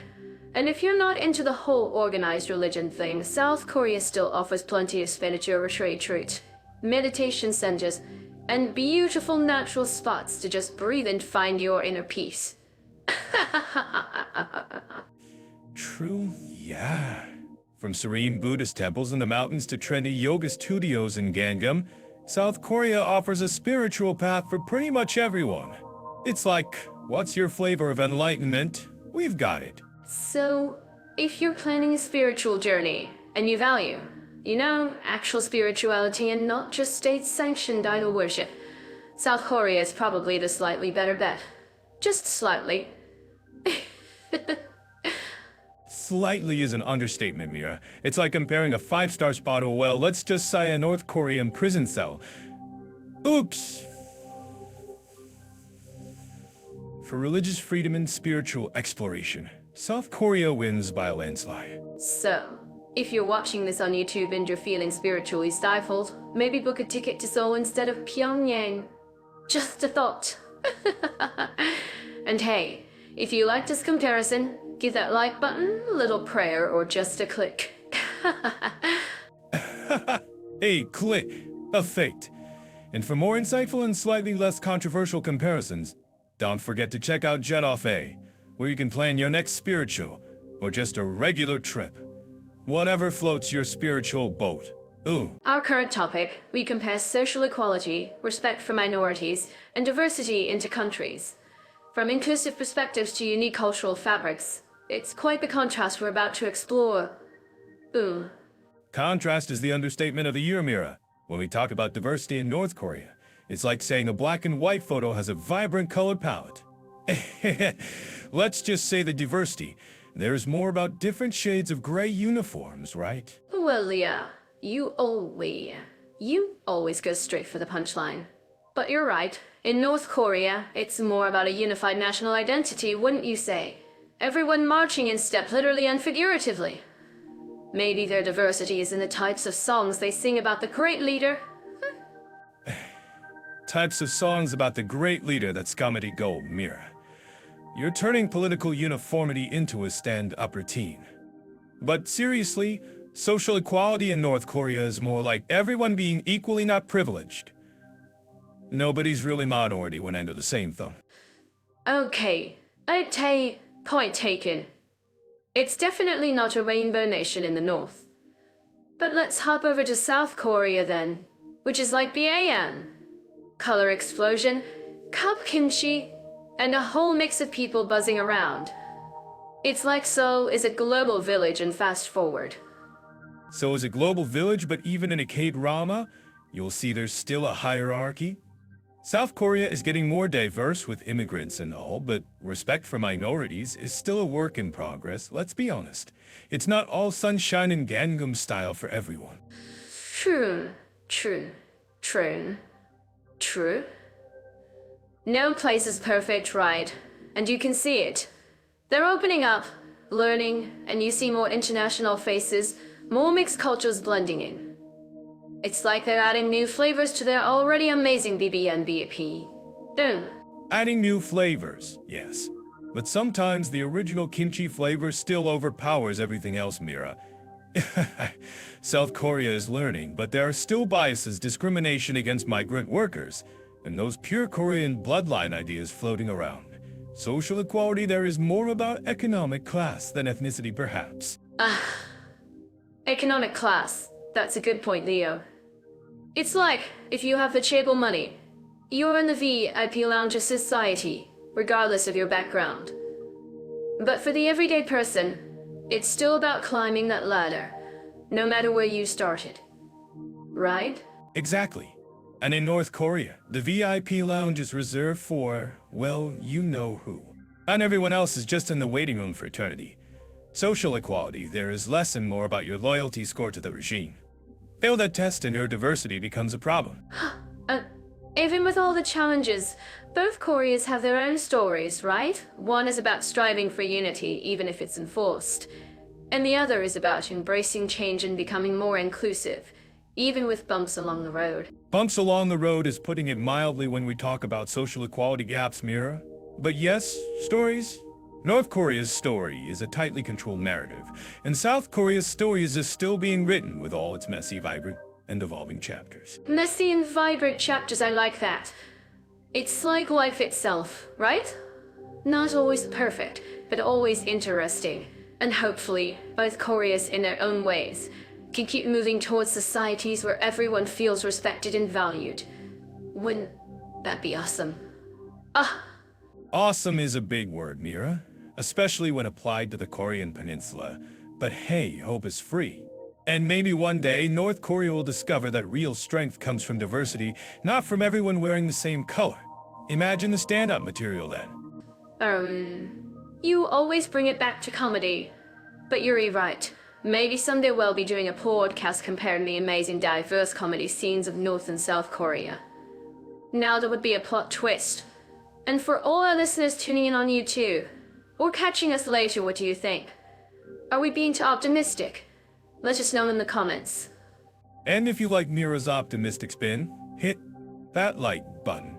If you prefer my dose of reality, well, subscribe anyway, we need the views. And for more balanced perspectives and maybe less sarcastic commentary sometimes, check out Jedolfei for all sorts of travel and cultural insights. Yes, Jedolfei is the place to go. And whether you're in Seoul, Pyongyang, or anywhere in between, remember to keep an open mind and a kind heart. And maybe a sense of humor like Leo. Like you. Until next time, everyone. Bye for now. Our current topic. We compare taxation, retirement, and social rights for long-term immigrants into countries that are like, related but also totally from different planets. Right? North Korea and South Korea, it's like asking if you prefer spicy kimchi or? Well, just kimchi, but maybe a bit colder and with less flavor? Taxation, retirement, social rights. Sounds like a barrel of laughs, doesn't it? Oh, come on, Leo. Oh, come on, Leo. Everything is fun if you add enough imagination. Think of it like a financial roller coaster. Wow, so North Korea. Taxation for immigrants. Imagine Ryder trying to figure out taxes there. It's probably like trying to understand quantum physics. A unicycle made of bamboo, probably, and the instructions are in hieroglyphics. I suspect the tax system in North Korea is less tax return and more tax or else. Ouch. I'm picturing a very stern accountant with a very large abacus. An abacus. Oh, maybe made of solid gold just to show off. But seriously, I wonder, do they even have long-term immigrants in North Korea? It's like, welcome to our glorious nation. Please, never leave. Ah, maybe the tax is just eternal gratitude. Eternal gratitude, payable. More gratitude. I think long-term immigrant in North Korea might be defined as someone who accidentally crossed the border and now works at a re-education camp. Oops. Imagine redeeming loyalty points for, like, an extra grain of rice at retirement. Ooh, congratulations, comrade, you've reached level 5 loyalty. Enjoy your bonus crumb. And for level 10, a slightly less scratchy blanket. Wow, retirement in North Korea. I bet it involves a lot of voluntary gardening for the state. Congratulations on your retirement. Now get back to work. Gardening for the state. Imagine the retirement party. Here's your shovel, comrade. May your potato harvest be bountiful for the supreme leader. And social rights. Is breathing considered a social right there? Breathing is a privilege, Mira, a privilege that can be revoked for insufficient enthusiasm. Whoa. Social rights in North Korea. Maybe the right to stand in line for rations, or the right to watch state TV and clap enthusiastically. That's definitely a social right. Imagine if they had enthusiasm quotas. Comrade, you only clapped at 75% enthusiasm. Needs improvement. Oops. Report to Enthusiasm Re-Education. We'll show you how to clap like your life depends on it. Because it might. Ouch. You know, when you compare this to South Korea, it's like comparing a black and white TV to a 4K LED screen. Wow. Now we're talking. Taxes might still be taxes, but at least you probably get, like, receipts and stuff. Maybe even an app for it. Taxtastic Korea. Ooh. Taxtastic Korea. I can see the ads now.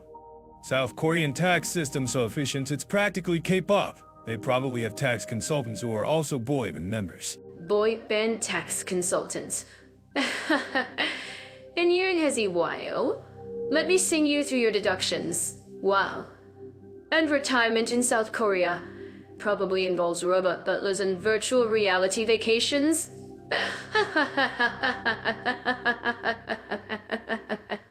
Robot butlers, definitely. Butler bot, calculate my pension and bring me some kimchi JJ guy. South Korea's retirement villages are probably like futuristic utopias with heated sidewalks and drone delivery of snacks. Drone delivery of snacks.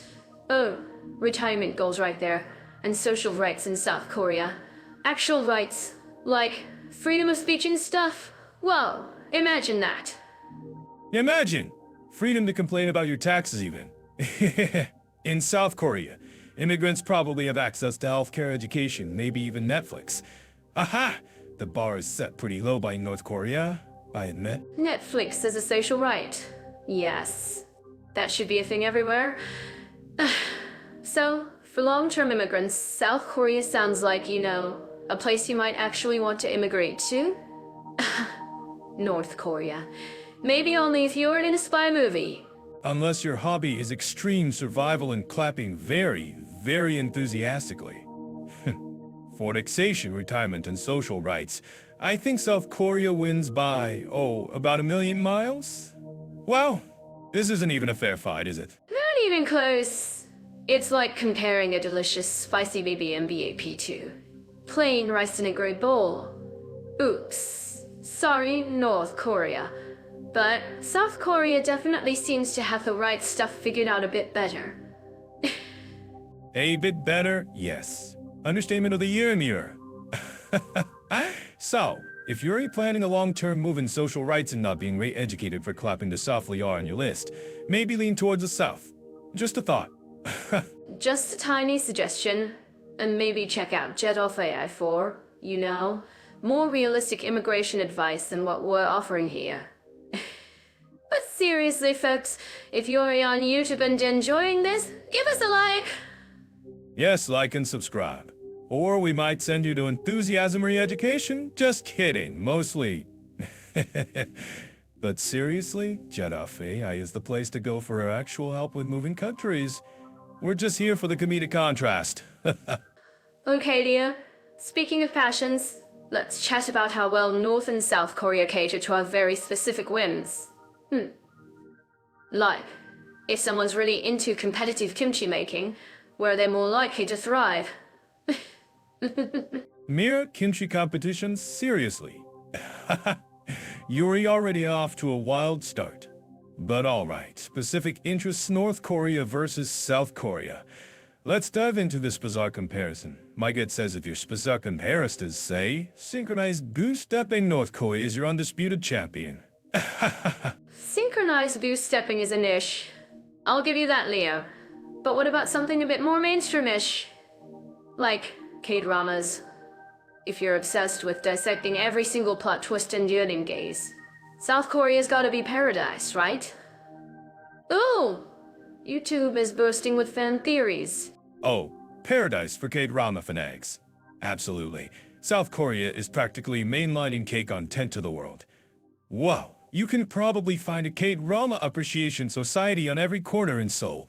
In North Korea, though, I'm guessing if you're into South Korean dramas, your specific interest might become a problem. A problem? By putting it mildly, Leo. But you're right. In South Korea, you can join online forums, attend fan meetups, maybe even accidentally bump into your favorite K-drama star at a cafe. Imagine the fangirling. Ooh, in North Korea, expressing that love might be a tad risky. Risky is the understatement of the century, Mira. More like interest-tending. But let's think of something else. Say you're a stamp collector. Stamps? In North Korea, you might get some seriously unique stamps featuring Gun riding a unicorn. Wow. Exclusivity guaranteed. Kim Jong-un on a unicorn stamps. Now, that's collectible. But for stamp collecting beyond glorious leaders and national ideology, maybe South Korea's got more variety? They'd probably have stands celebrating cop stars and robot technology. Oh, South Korea's stamp game is probably stupendous. They've got stamps for everything from ancient temples too, yeah? Probably robot cats. North Korea, maybe less robot cats. North Korea, maybe less robot cats. But hey, think about niche hobbies like bird watching. Bird watching? Imagine bird watching in the DMZ. Talk about exotic. Maybe you'd spot a rare migratory bird or a soldier doing synchronized binocular zing. But South Korea probably has tons of nature reserves and bird watching clubs. You could even get guided tours. Guided tours for bird watching, yes. In South Korea, you can probably download a bird identification app, join a bird watching tour, and post your sightings on Instagram. In North Korea, bird watching might be less encouraged, unless the birds are carrying important messages. Important messages carried by birds. Now you're writing a spy thriller. Leo. But seriously, for niche interests, be it coding, cosplay, calligraphy, competitive dog grooming, South Korea seems way more geared up to support and celebrate them. They've got the internet, the communities, the events. Ooh, Cosplay in North Korea, imagine trying to earn that. Your elaborate Iron Man suit is just a hobby. Whoa, yeah, South Korea wins this round. Hands down, unless your specific interest is, unless your specific interest is, no, clarifying the deal here. Then, North Korea is your niche utopia? niche utopia for supreme leader glorification. Perfectly put, Leo. So, for anyone listening who's got a slightly less state-approved hobby, maybe pack your bags for Seoul rather than Pyongyang. Just a thought. And if you liked this, you know what to do on YouTube. Give us a like. Exactly. Like this video, subscribe, tell your friends who are into competitive, synchronized swimming with pigeons to tune in. And for more serious insights, you can always hop over to Jet Off AI. They probably have articles on North Korean stamp collecting. Who knows?